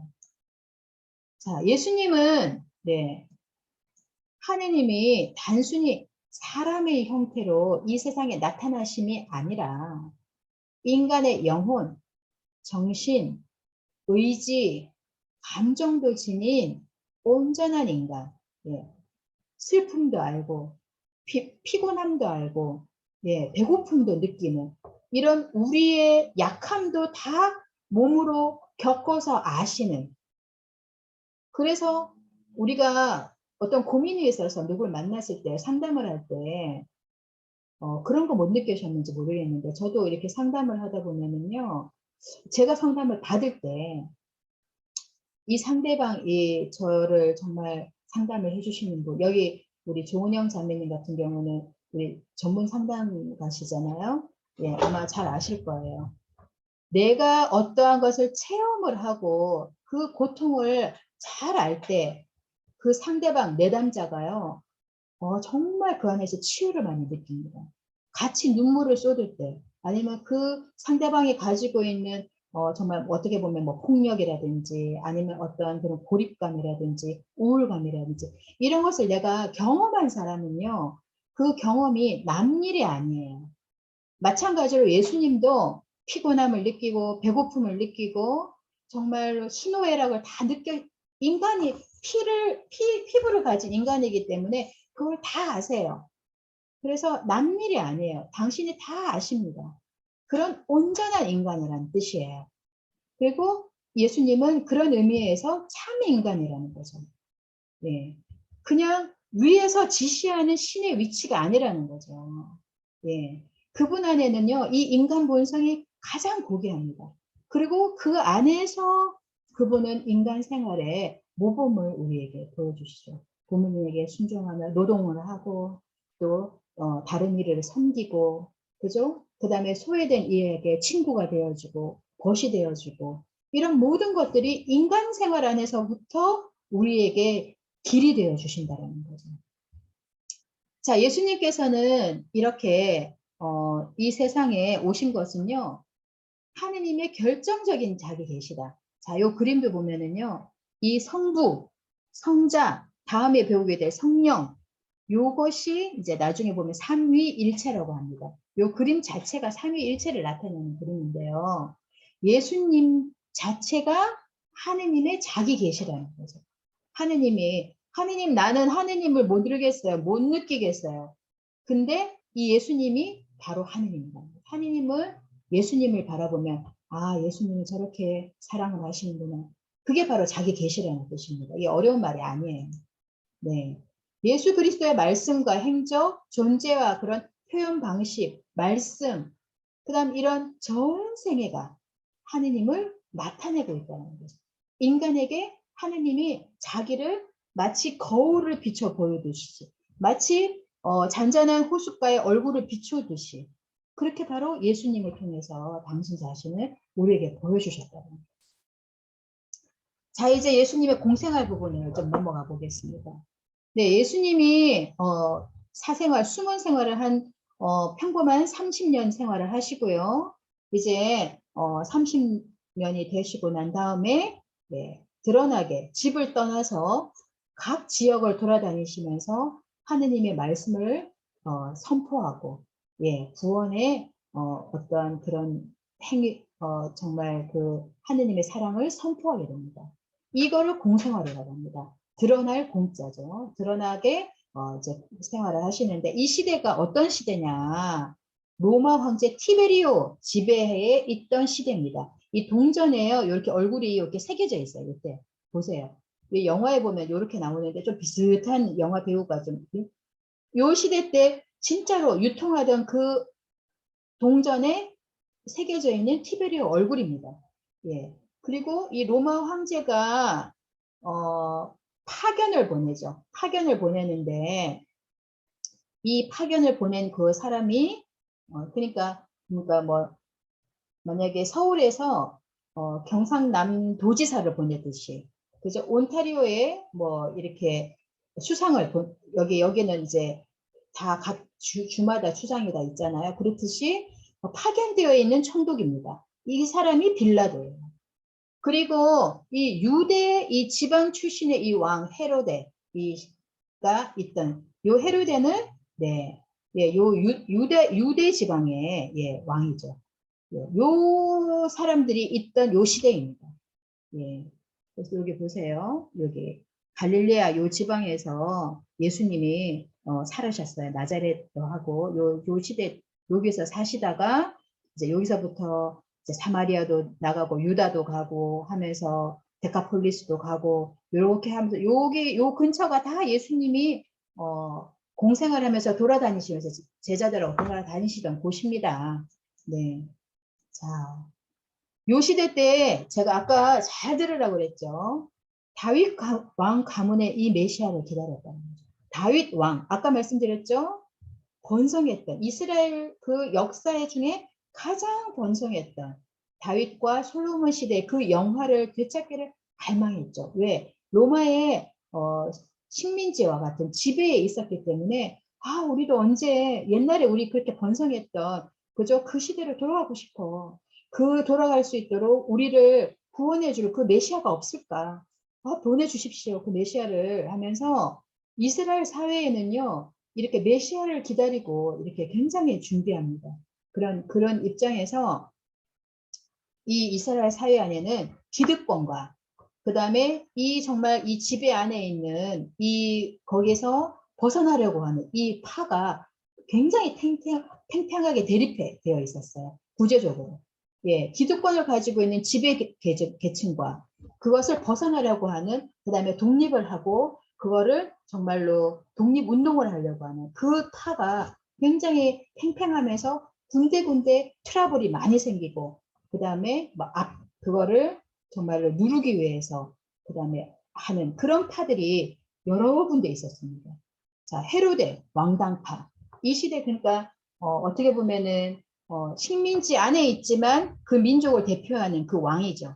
허수아비와 같은 그런 왕, 그 왕당파. 그 다음에 사두가이파, 예, 죽음이 없다고 했던 이게 다 사두가이파, 바리사이파, 이 다 기득권들이에요. 그 시대 때 종교 지도자들이죠. 예, 기득권에 있는 그 율법학자들이고요.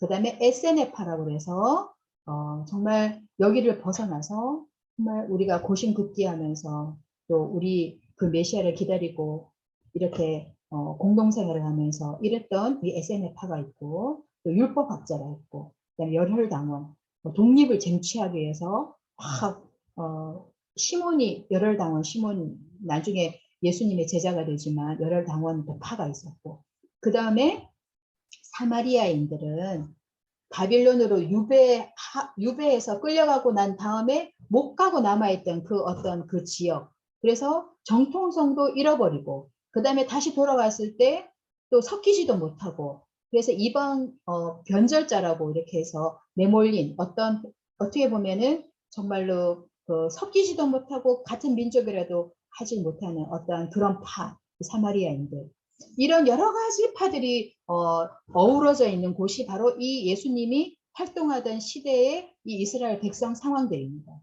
근데 얼마나 혼돈스러워요. 얼마나 이 혼돈 속에서 구세주를 얼마나 갈망했겠어요. 이 시대에 예수님이 공생활을 하십니다. 이때 각 지파마다 많이 활동하던 이 시대에 정치적이나 종교적인 어떠한 곳에도 속하지 않지만 이 세례자 요한이라고 하는 이분이 등장을 하시게 됩니다. 이 세례자 요한은 나중에 성경 루카복음 읽어보시면 아시겠지만 예수님의 사촌이에요. 예수님의 사촌으로서 6개월 더 형입니다. 마리아가 사촌 언니 집으로 가게 되는데, 예수님을 잉태하고 난 다음에 사촌 언니 집으로 가게 되는데, 거기에 엘리사벳과 지가리아 사이에 태어난 아들이 이 세례자 요한이죠. 근데 이거는 이제 성경을 한번 읽어보시면 알고요. 이 세례자 요한은 말 그대로, 자 보세요. 광야에서 생활하고 들꿀과, 그죠? 아주 거친 음식을 먹고, 그 다음에 가죽옷을 두르고, 뭔가 세상과 타협하지 않으려고 하는 아주 구약의 마지막 예언자와 같죠. 예, 어떠한 종교적 파당에 속하지도 않으면서도 곳곳에 다니면서 회개하라고, 이 혼돈되고 나라도 뺏기고 굉장히 혼돈되는 이 세대에 정말 회개하고 새롭게 살으라고, 세례를 받으라고 하면서 광야에서 외치는 소리라고 하면서 이렇게 돌아다니면서 예언의 역할을 하십니다. 예언자 역할을 하십니다. 그 회개의 표시로 이렇게 세례를 주고 계셨었어요. 그런데 이 시대 때 제가 말씀드렸죠. 그죠? 하에서 정말로 이 혼돈된 상황을 정말 구원해 줄 그 메시아가 이 사람인가? 이 사람인가? 할 그런 시대였더라고요. 그래서 사람들이요, 이 세례자 요한의 삶도 굉장히 근검하고 정말 어떻게 보면은 예언자의 삶을 살아가고, 진짜 예언자가 삶을 살아가고 하니까 이 사람이 혹시 예언자가 아닌가 하면서 많은 사람들이 세례자 요한에게 와서 물로 세례를 받습니다. 그러나 이 세례자 요한이 말을 하죠. 나는 내 뒤에 오실 이 메시아, 이 구세주, 이 메시아의 길을 닫기 위해 왔을 뿐이다. 나 메시아 아닙니다. 나는 앞으로 장차 올 이 메시아를 준비하기 위해서 여러분에게 하는 광야에서 외치는 소리와 같습니다. 예, 그렇게 얘기를 하면서 나는 그분의 신발끈을 풀어드릴 자격조차 없습니다 하면서 이 주님 메시아를 예언하십니다. 예, 이 세례자 요한에게 예수님은 아무 죄가 없으시지만 회개의 표시로 세례를 받는 사람들의 틈에 끼어서 세례를 받으십니다. 왜? 회개할 그 죄를 가지고 있지 않지만, 예, 가지고 있지 않지만 참으로 인간으로 오셨기 때문에 죄의 용서를 받아야 하는 인간의 조건을 그대로 그 길을 그대로 가신다는 거죠. 예, 그러면서 예, 이때 제가 어떻게 세례를 드려야 됩니까 하면서 할 때 지금은 그대로 하라라고 이렇게 하십니다. 그러면서 그때 하늘에서 비둘기 같은 모양의 이것이 내려오면서 이때 그 성령이 함께 하시면서 하늘에서 이는 바로 내가 사랑하는 아들이니 너희는 이의 말을 들어라. 이 아들의 말을 들어라 라고 하는 하느님의 말씀이 이 성경 규절에 다 나오는 이야기예요. 제가 하는 말이 아니죠. 이러면서 드러나게 공적인 활동을 시작하십니다. 하늘에서 이는 내 사랑하는 아들이니 라고 이 성경학자는 그렇게 공포를 하죠. 하느님의 아들이라는 것을 비로소 공적으로 선포하는 이 순간입니다. 이때부터 예수님은 공생활을 시작하시는데 거창하게 공생활을 짠 하면서 말을 타고 쫙 나가는 게 아니죠. 제일 처음에 하신 일은 광야로 가십니다. 40일 동안 광야로 가셔. 이 40이라는 숫자가 굉장히 중요한 숫자예요. 여러분들이 아마 3월 달쯤 가면 이 40이라는 숫자를 다시 한번 말씀을 드릴 거예요. 사순절이라고 하고 부활을 준비하는 40일. 또 우리 구약에도 보면은요. 이 40이라는 숫자가 많이 나옵니다. 제가 말씀을 드렸었는데 네. 노아 시대 때 세상이 너무 부패하고 정말 하니까 하느님이 40일 밤낮으로 비를 내렸죠. 그리고 또 이스라엘 민족이 광야에서 40년 동안 또 헤매다가 가나안 땅으로 갔다. 그래서 이 40이라는 숫자는요. 준비와 수련의 시간입니다. 예, 물리적인 40일도 있지만 이 40이라는 숫자가 그런 뜻이라는 거죠. 이 시대에 그래서 40일 동안 이 광야에서 실제로 가보면 이래요. 이스라엘 곳곳이 다 이렇게 생겼습니다. 예, 그러나 이 더 척박한 이 광야에서 광야라고 하는 것은 자 보세요.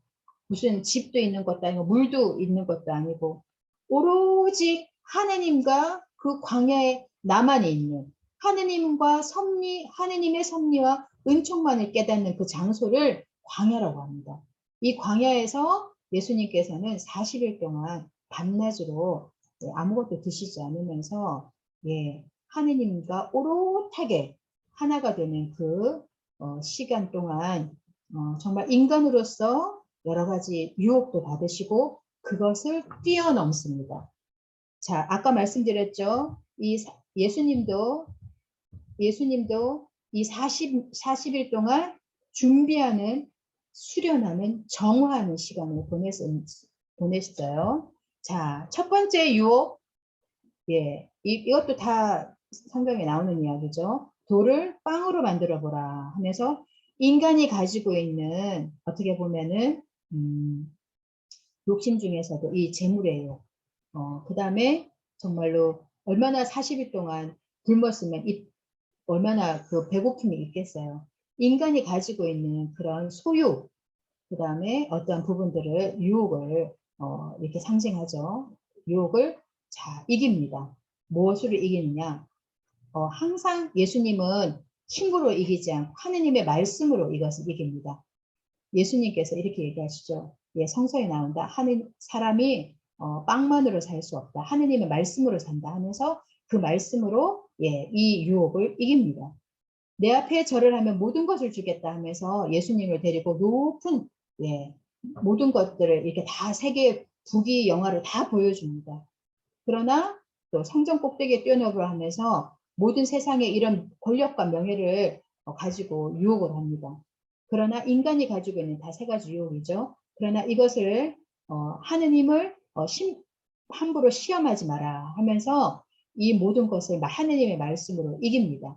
그래서 예수님은 40일 동안 인간이 가지고 있는 모든 그런 유혹, 인간이라면 느낄 수 있는, 인간이라면 부자가 되고 싶지 않은 사람 어디 있겠어요? 권력, 힘을 가지고 싶지 않은 사람 어디 있겠어요? 그죠?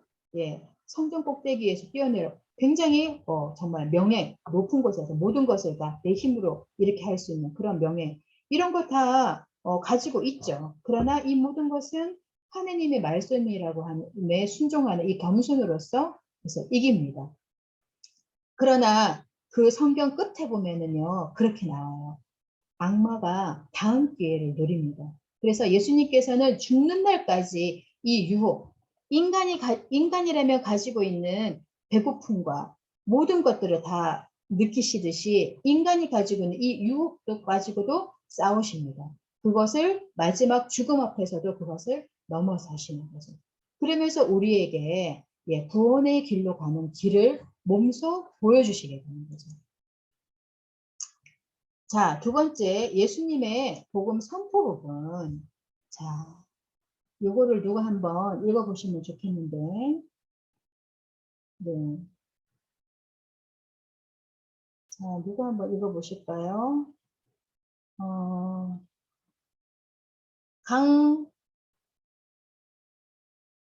강진원 형제님, 혹시 보이세요? 좀 읽기 어려우시죠?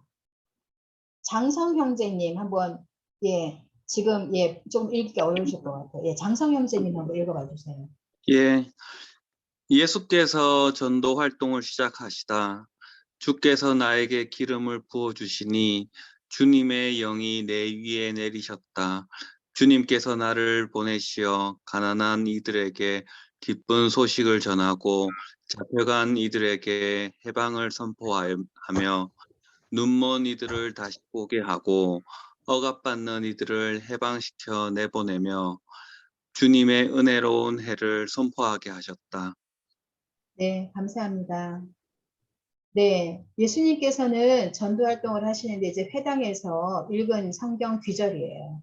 이게 이사야 예언서에 나오는 말씀이기는 한데, 자, 여기에 말씀하듯이, 예수님, 주님께서 하느님이 나에게 기름을 부어주시니 주님의 영이 내 위에 내리셨다.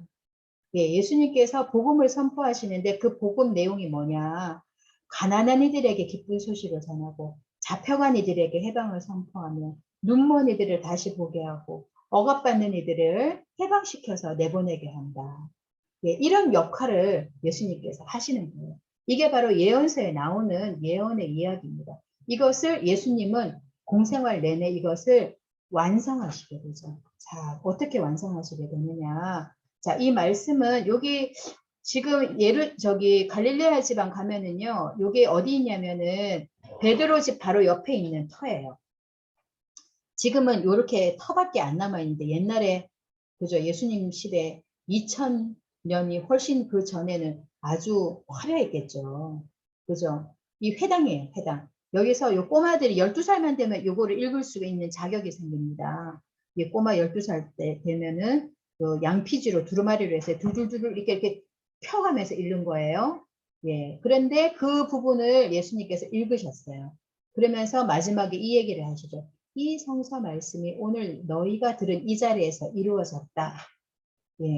예수님께서 오신 이 자체가 하느님께서 우리에게 주신 기쁜 소식, 복음이라는 건데요. 예수님께서는 공생을 시작하면서 이 말씀을 이 자리에서 이루어졌다라고 하면서 당신의 사명을 이렇게 선포하십니다.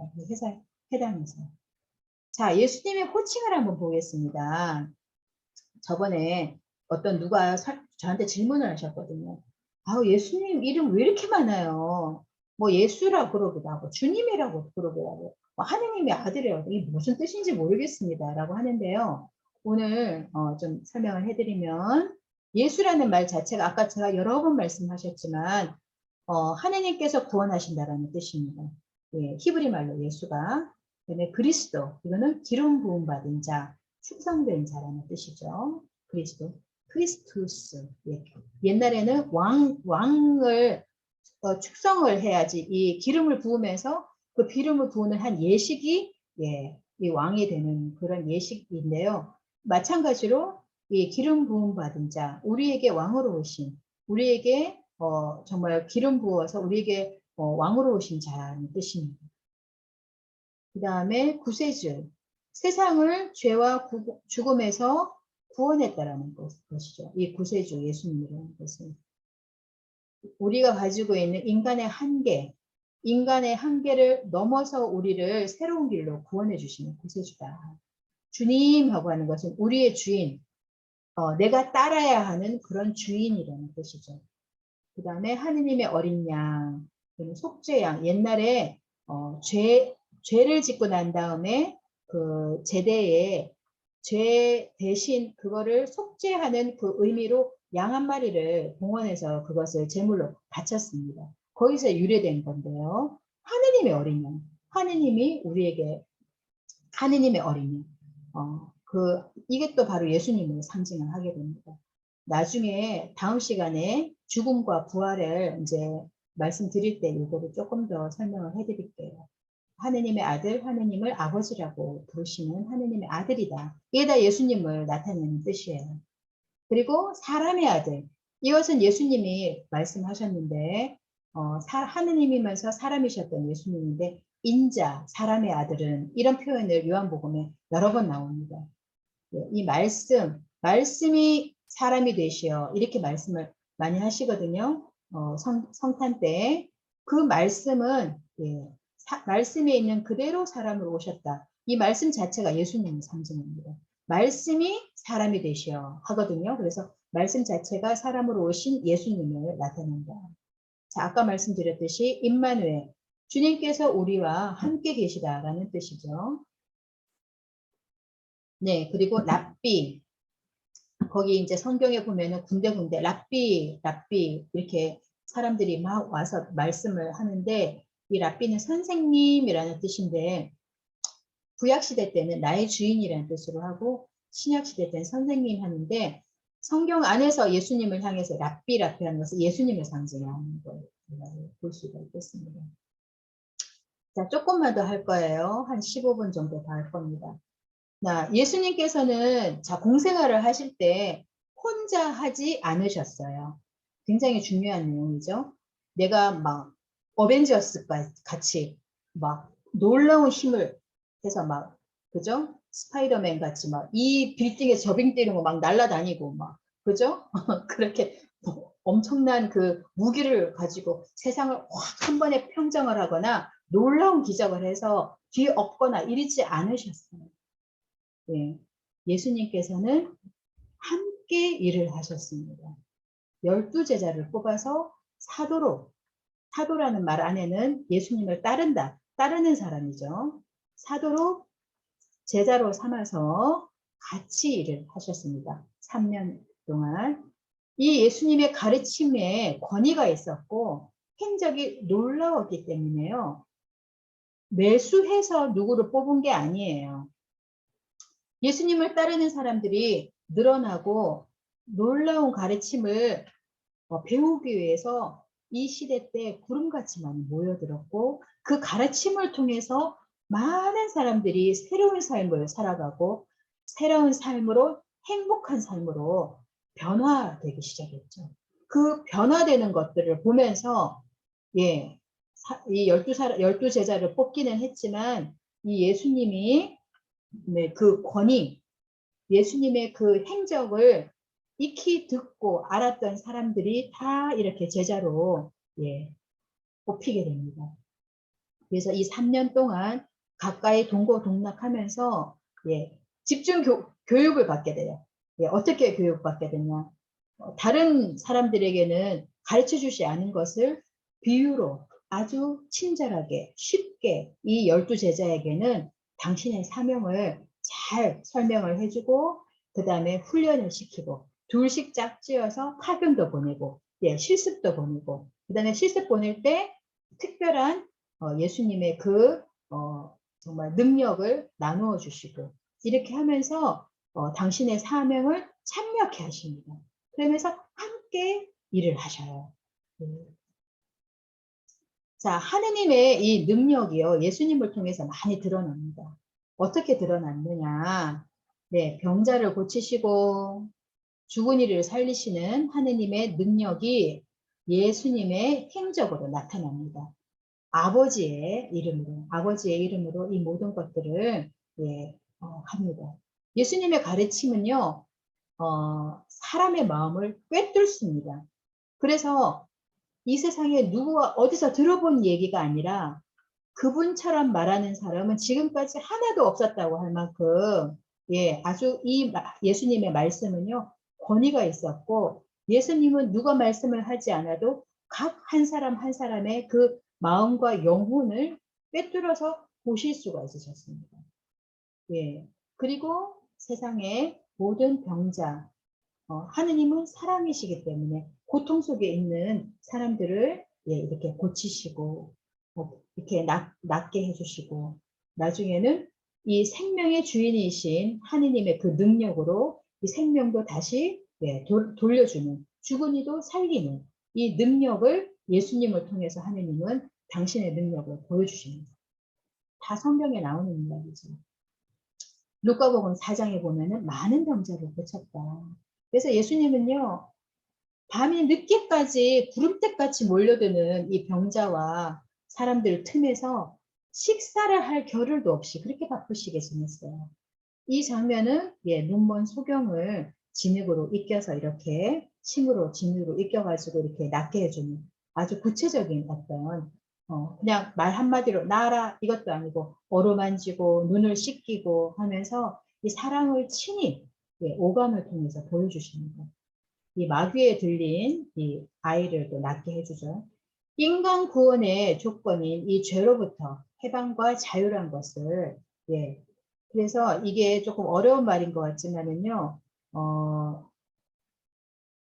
우리 이 모든 것들이 무엇을 예시하느냐? 우리를 이 시대 때는요, 앓는 사람을 죄의 벌이라고 생각했어요.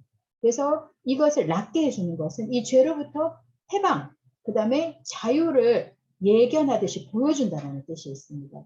이 악마에 사로잡혀 있는 것을 이 자유롭게 풀어준다라고 합니다.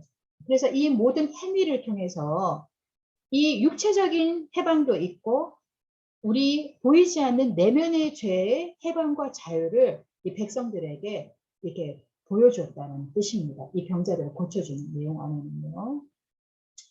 자, 중풍병자도 고쳤죠. 이 중풍에 걸린 사람이 걸어올 수도 없죠.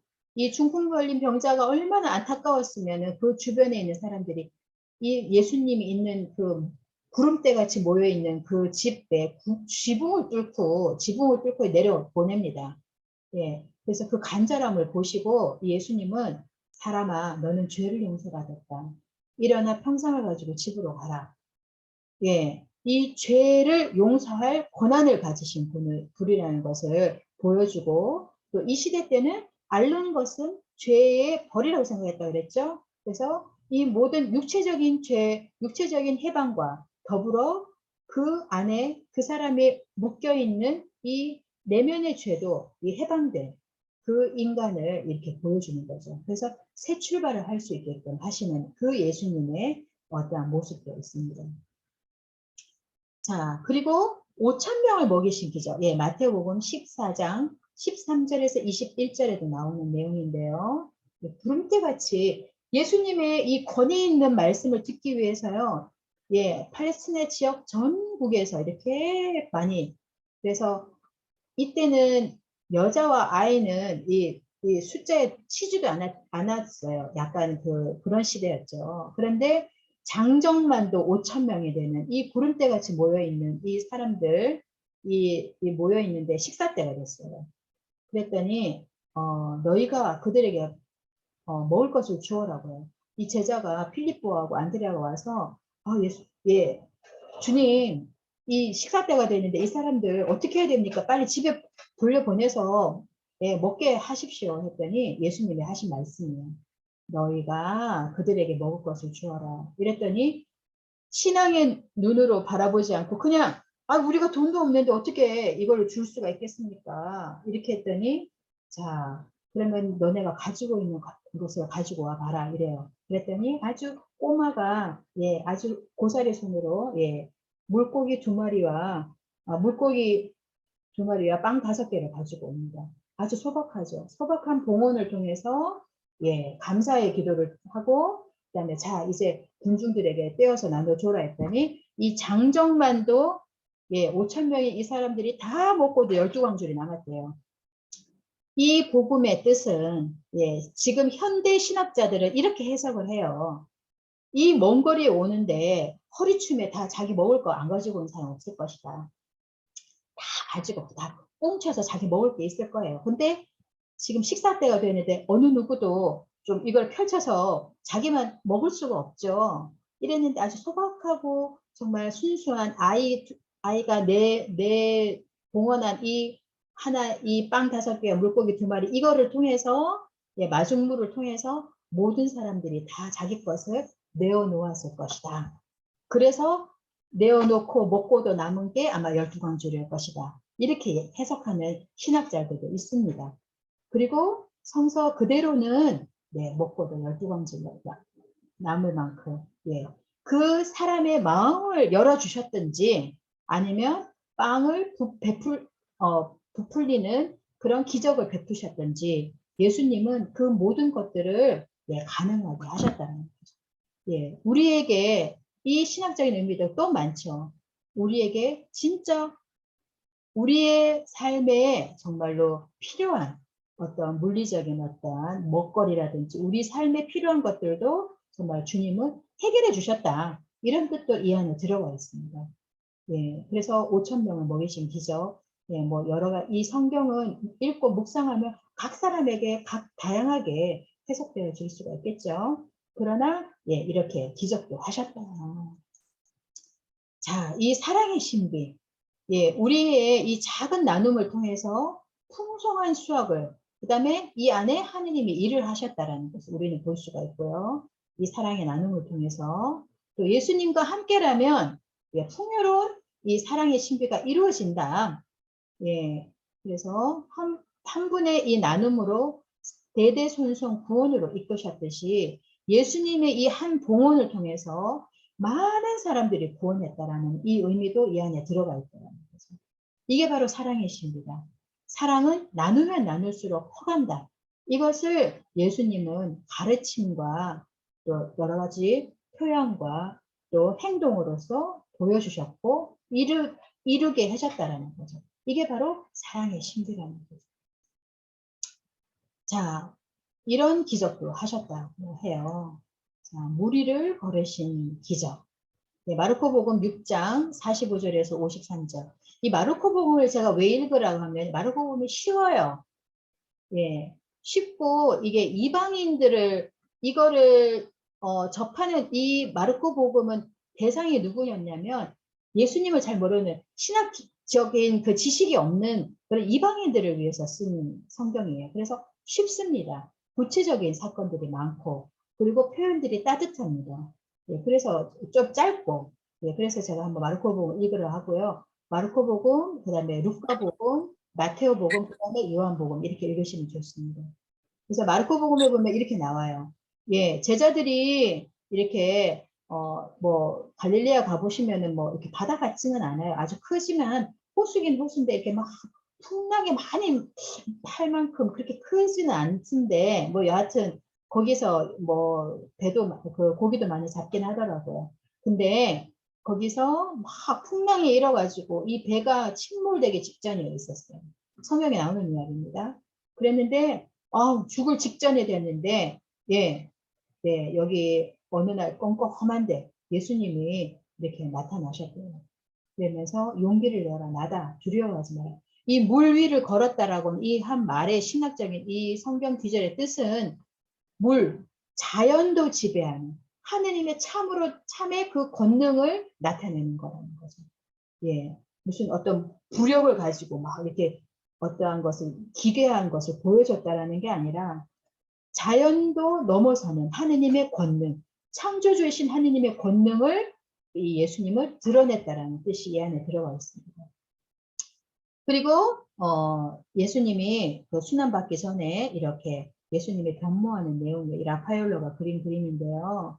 예, 영광스러운 변모, 예, 타볼산 위에서 이렇게 변모하는 세 제자를 데리고 산에 올라갔는데, 예, 여기서 순환 직전에 영광스러운 변모, 이렇게 예수님이 나중에 부활하신 모습을 예견해서 보여준다는 거예요. 순환 전에 예수님이 마지막에 받을 그 영광을 이렇게 메시아로 오시는 그 영광을 제자들에게 보여주셨습니다. 항상 말씀하시고 완성하시고, 예, 그 다음에 예견하시고 보여주시고, 이런 것들을 항상 제자들과 함께 하셨습니다.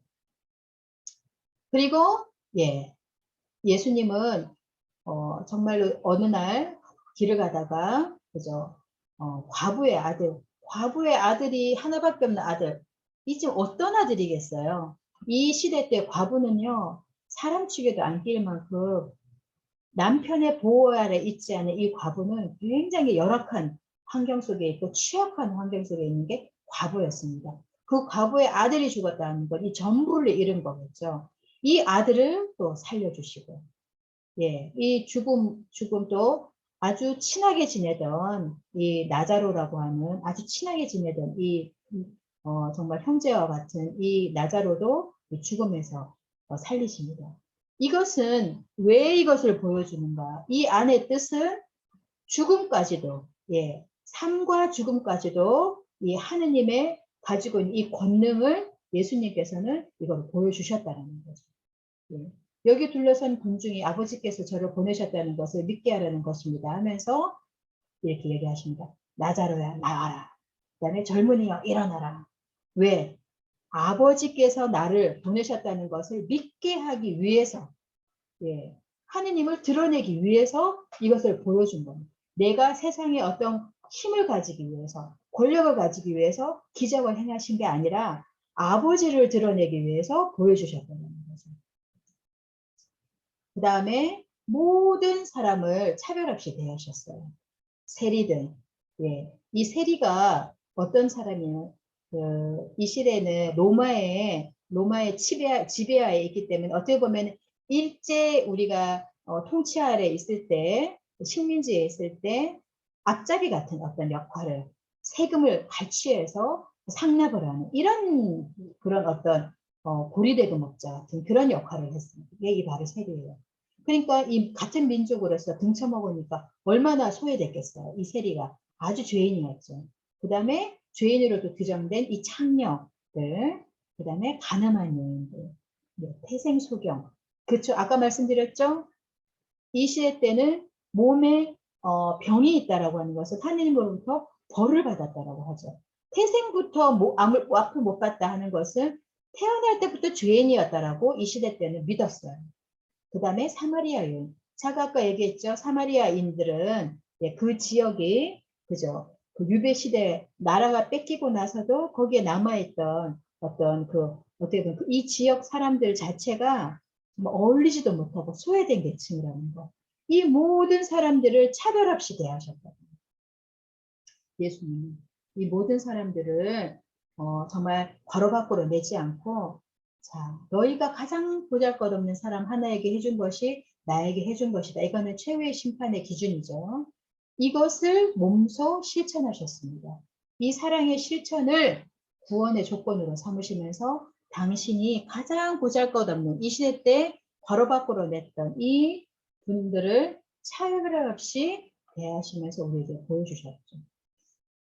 자, 그 중에 세리, 아까 얘기했던 이 세리, 네, 고리대금업자 같은 이 세리인 마테오, 그 다음에 자케오도 부르셨습니다.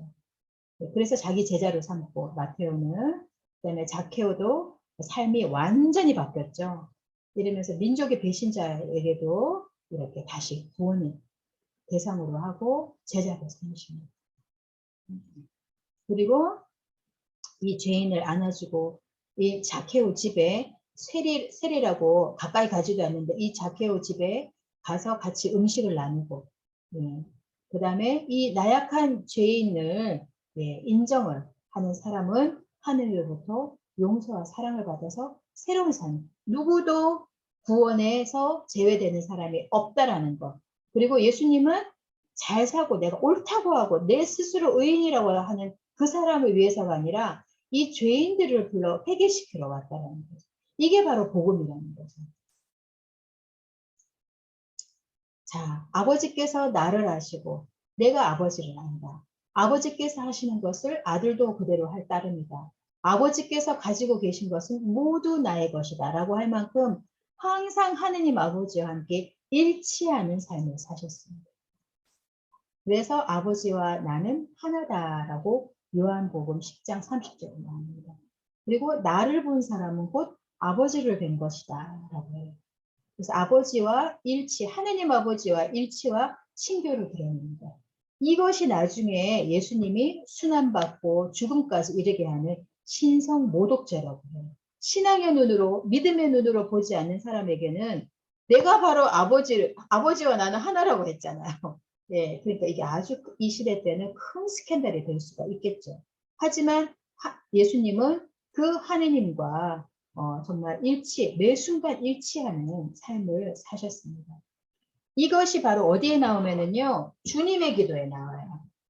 예수님께서 우리에게 딱 하나 기도를 가르쳐 주셨는데, 이게 바로 주님의 기도입니다. 여러분들이요, 여기 써놨죠? 세영세자들을 외워두었다가 세례 때 참 아버지는 고백하여. 이 외우실 만큼, 이게 항상 입에 익숙해지실 만큼 이거를 기도를 하시면 좋겠는데, 이 안에 어떤 뜻이 있는지를 조금 아시면 좋을 것 같아요. 예수님께서 직접 가르치신 기도 이 하나밖에 없어요. 네, 사도신경, 우리가 기도하는 이 사도신경과 함께 초대 교회 공동체부터 이게 쭉 내려왔던 기도인데, 하늘에 계신 우리 아버지, 아버지의 이름이 거룩히 빛나시며 아버지의 나라가 오시며 아버지의 뜻이 하늘에서와 같이 땅에서도 이루어지소서라고 하는 요 전반부는 세 가지 청원이 들어있습니다. 요거는 하느님의 영광, 하느님의 이름, 하느님의 나라, 예, 하느님의 영광에 대해서 나오고요. 그 다음에 뒤에 오늘 저희에게 일용할 양식을 주시고 저희에게 잘못한 일을 저희가 용서하듯이 저희 죄를 용서하시고 저희를 유혹에 빠지지 않게 하시고 악에서 구하소서라고 하는 이 후반부는요. 우리의 소망. 그래서 십자가가 수직과 수평이 마주치듯이 이 전반부는요. 하느님과 나와의 관계예요. 하느님과 나와의 관계. 수직을 가르친다면 후반부는 우리가 살아가야 되는 우리의 소망, 우리들의 소망, 수평적인 어떤 부분입니다. 예, 그래서 수직과 수평이 함께 들어있는 기도가 이 주님의 기도예요. 그래서 나중에 마침 기도할 때, 주님의 기도할 때 요거를 잘 의식하면서 한번 기도를 해보세요. 그래서 예수님은 주님의 기도를 가르치면서 아빠, 아버지라고 합니다. 하늘에 계신 우리 아버지, 아람어로 예수님은 아람어를 쓰셨거든요. 그 예수님이 아람어로 아빠가 아빠예요. 아빠. 우리나라도 아버지를 어린아이가 부를 때 아빠라 하죠. 아람어하고 똑같습니다. 네, 희한하죠. 예. 그래서 아빠, 아버지는 어린아이가 부르는 친근한 말이듯이 예, 이 유다인들이 선택된 민족인 자기 선택된 민족이라고 하는 그 의미에서 하느님을 아빠, 아버지라고 고백했습니다. 그래서 하늘에 계신 우리 아버지, 아빠, 아버지라고 합니다. 예. 그리고 예, 이 세상의 모든 믿는 정말 버려져 있고 버림받는 이 모든 이들의 아버지입니다. 이 모든 이들에게도 자비를 베푸신다. 라는 뜻이 아빠, 아버지에게 들어가 있어요. 그래서 오늘 눈이 많이 내렸는데 조금 이야기가 좀 지치시겠지만 예, 저는 이 눈이 내릴 때마다 쓰레기통에도 눈이 내리고 그죠? 삐까번쩍한 건물에도 눈이 내리고 모든 세상 곳에 고르게 덮어주십니다. 이게 바로 하느님의 사랑 같아요. 그게 악인이든 선인이든 그죠? 내가 삶 안에서 부딪히는 맨날 마주치는 가족이든 어려운 가족이든 직장 상사 어려움을 주는 직장 상사에게든 예? 모든 이들이 하느님에게는 소중해요. 그리고 그들에게도 구원에서 제외될 수 있는 대상이 아니라는 것. 다 모든 이들이 구원의 대상이고 하느님 앞에는 소중하다고 합니다. 그래서 그 모든 이에게도 골고루 비를 내려주시고 모든 이에게도 골고루 눈으로 덮어주시는 분이 바로 하느님 아빠 아버지. 아버지는 10손가락 깨물어서 안 아픈 손가락이 없죠. 그런 아빠 아버지를 우리에게 그 기도로 가르쳐 주시는 거예요. 그래서 우리가 그냥 문맥으로 아빠 아버지 하지 마시고 하늘에 계신 우리 아빠 아버지 아빠지 아버지 어느 날은 이렇게 아버지 한번 되새겨 보세요. 그러면 굉장히 이 가슴 밑바닥부터 따스함이 올라오거든요. 그런 기도를 우리에게 가르쳐 주셨어요. 예수님은 아빠 아버지에 대한 이 가르침. 무조건 용서하지만 우리가 잘못한 것을 시인하고 용서 청할 때 새롭게 받아들이신다는 거, 이 주님의 기도 안에 들어가 있죠. 그리고 우리에게 책임과 또 자유 이런 것들이 함께 있다는 것을 우리에게 보여주십니다. 네, 오늘 굉장히 긴 어떻게 보면은 네 한 번 들어서 잘 모르실 거예요. 그래서 동영상을 쉐어를 제가 요 수업 끝나고 제가 여러 가지 과제 함께 이메일로 보내드릴게요. 봉사자들이 다 보내시기 어려우실 것 같으니까 이 동영상하고 그 다음에 자 공지사항만 하고 말씀드릴게요. 다음 주하고 그 다음 주는 2번 12월 25일 성탄이기 때문에 방학을 하고요. 가족들 안에서 예, 이 배운 거를 실천하시는 거예요. 그리고 1월 1일 또 신년이기 때문에 방학을 합니다. 그래서 아까 말씀드렸듯이 이게 수정이 안 됐네. 수정이 안 됐네요. 예, 숙제가 이거 아니에요. 제가 숙제를 바꿨거든요. 바꾼 걸로 숙제 해드릴게요. 제가 보내드리는 영상이 2개가 있는데 2개를 보내드릴 텐데 이 베림의 밤 기도가 있어요. 그거는 이제 그걸로 기도를 다음 주 성탄되기 전에 베림의 밤 기도를 수녀님하고 저하고 만든 저희 플로라 수녀님하고 저하고 예, 짧은 30분 정도 되는 기도 밤을 만들었어요. 이제 원래는 우리 은빛대학, 우리 노인대학 분들을 위해서 만들었는데 예비자들하고도 좀 쉐어하면 좋겠다. 조금 쑥스러워요. 수님하고 저하고 동화 막 하는 거 나오거든요. 네, 근데 뭐 우리끼리 막 너무 재밌게 만들었어요. 그래서 수님들이 만든 기도 그냥 소박한 기도 성탄되기 전에 한번 30분 정도 기도하면 좋을 것 같고요. 그거는 요거 숙제 아니에요. 제가 바뀐 거 다시 말씀드릴게요. 그리고 제가 미라클 메이커라고 하는 거를 쉐어를 해드릴 거예요. 이거 애니메이션이에요. 집에 있는 가족들이랑 같이 보셔도 좋고 예수님의 공생활을 아주 재밌고 쉽게 묘사한 것 같아요. 미라클 메이커. 예, 그거 한번 쉐어를 해드릴게요. 그래서 그 2개는 그냥 보시면 되고요. 숙제는 뭐냐면 네, 아까 제가 처음에 말씀드렸듯이 나에게 예수님은 어떤 분이신가? 이게 숙제예요. 예. 그래서 뭐 어렵게 쓰실 필요 없고요. 그냥 뭐 5줄도 좋고 10줄도 좋아요. 정말 기도하면서 성탄을 보내면서 한 해를 마감하면서 예수님은 나에게 어떤 분이시지? 하고 질문을 해보시면 좋을 것 같고 예수님은 나에게 지금 뭐라고 말씀하시는지 이 긴 말씀 안에서 수녀님이 열변을 토하는데 이거를 통해서 예수님은 나에게 뭘 말씀하시나 자기의 언어로 쓰셨으면 좋겠어요. 그거를 1월 2일까지 제출을 하시면 좋을 것 같아요. 이게 지금 제가 수정한 게 교정이 안 돼서 이건 아니고 제가 이메일로 다 써서 보내드릴 거예요. 그래서 나에게 있어 예수님은 누구신지 예, 나의 언어로 쓰시면 좋을 것 같아요. 그게 숙제고 이메일로 제출하는 건 그게 숙제고 그 다음에 애니메이션 1개 하고 영상 이거 2개는 그냥 기도하면서 보시면 좋을 것 같아요. 그래서 대림의 밤 기도는 한 30분 정도 나만의 시간을 가지시고 애기들 다 재우고 그냥 30분 기도 좀 하시면 좋을 것 같아요. 성탄되기 전에. 그리고 애니메이션은 그냥 가족들하고 함께 보시면 좋을 것 같고요. 그리고 다음 주에 8과하고 9과를 좀 다음 주가 아니라 다음 수업할 때 8과하고 9과를 읽어오시면 좋을 것 같아요. 1월 8일이죠. 예, 그리고 마르코복음 14장 53절에서 16장 22절 이 뭐 2장밖에 안 돼요. 한 10분이면 읽는 건데 요거 읽고 오시는 거하고 안 읽고 오시는 거 천지 차이입니다. 이거는 뭐 마음만 먹으면 금방 하실 숙제지만 네, 한번 꼭 숙제 하시기를 바라고요. 그리고 교리는 방학이지만 미사 참여는 있습니다. 지금 뭐 어제부터 준 락다운이라고 해서 온타리오주에서 아마 그런 이야기가 있어서 조금 걱정이 되실 거예요. 그래서 제가 강요는 못할 것 같아요. 그렇지만 이제 저희가 교구에서 따로 지침은 안 나왔어요. 미사는 그냥 지금같이 다 해도 된다고 허용이 되어 있고 저희 본당이 이제 공간이 큰 반면에 수용 인원 다 이렇게 카운트해서 저희가 150명만 받거든요. 그래서 예약을 하고 오셔야 돼요. 예약하고 미사 참여는 가능하시니까 내가 뭐 건강 상태 괜찮고 하면 하시기를 공유해드리고 내가 조금이라도 지병이 있으시고 좀 컨디션이 안 좋다. 이거는 뭐 개인의 양심에 맡기겠어요.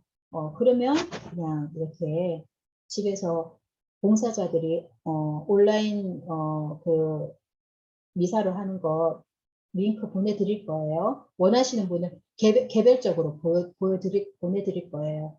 그거로 하시면 되겠습니다. 그리고 미사 시간 이번 주에 오시게 되면은요, 주보 꼭 챙겨 가셔야 돼요. 거기에 미사 시간하고 예약하는 거 다 자세히 내역이 나옵니다. 거기 보시면 이렇게 나와요. 성탄, 다음 주에는 금요일 날 저녁에 성탄 저녁 미사인데 아마 이거 금방 매진될 거예요. 금방 솔드아웃 되겠지만, 뭐, 아무튼 오시고 싶으시면, 제일 추천해드리는 미사는 요 미사인데, 뭐, 아마 이거 다음 주 월요일 10시부터 5분이면은 솔드아웃 될 거예요. 예, 이렇게 이 미사 못 오시게 되면 토요일 날, 예, 8시, 10시, 12시, 토요일 날, 요게 성탄 미사, 같은 성탄 미사입니다. 예, 요때 오시면 되고요. 이것도 다 솔드아웃 된다 하면은 그냥 주일 미사는 이렇게 그대로 일정이 있습니다. 단 특전 미사가 없어요. 허도임 씨하고 우리 김선아 아가다 자매님은 항상 토요 특전 미사 오시는데 25일 날 토요 특전 미사 없습니다. 이때는 26일 주일 미사 이때 오시면 좋고요. 8시, 10시, 12시, 3시, 6시 5대 있습니다.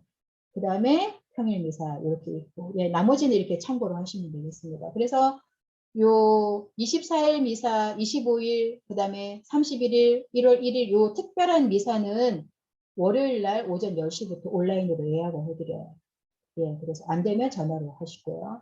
나머지 뭐 우리가 늘 오는 주일 미사는요, 예, 평소와 같이 목요일 날 10시에 예, 예약이 됩니다. 그래서 반드시 예약을 하고 오시면 좋을 것 같아요. 예. 자, 마친 기도로 주님의 기도 마치겠습니다. 그리고 개인적으로 질문이 있으시면 이거 끝나고 퇴장하지 마시고 남아 계시면 제가 개인적으로 답변해 드리겠습니다. 네, 주님의 기도. 자, 아까 말씀드렸죠? 앞부분은 하느님의 영광, 하느님에 관련된 거, 뒷부분은 인간의 필요, 인간의 역할, 인간의 어떠한 그 부분. 그래서 이렇게 전반부, 후반부 생각하면서 함께 마친 기도 하겠습니다. 네, 성부와 성자와 성령의 이름으로 아멘. 하늘에 계신 우리 아버지, 아버지의 이름이 거룩히 빛나시며 아버지의 나라가 오시며 아버지의 뜻이 하늘에서와 같이 땅에서도 이루어지소서. 오늘 저희에게 일용할 양식을 주시고 저희에게 잘못한 일을 저희가 용서하오니 저희 죄를 용서하시고 저희를 유혹에 빠지지 않게 하시고 악에서 구하소서. 아멘. 성부와 성자와 성령의 이름으로 아멘.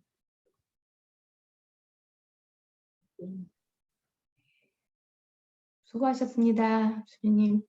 잠깐만요.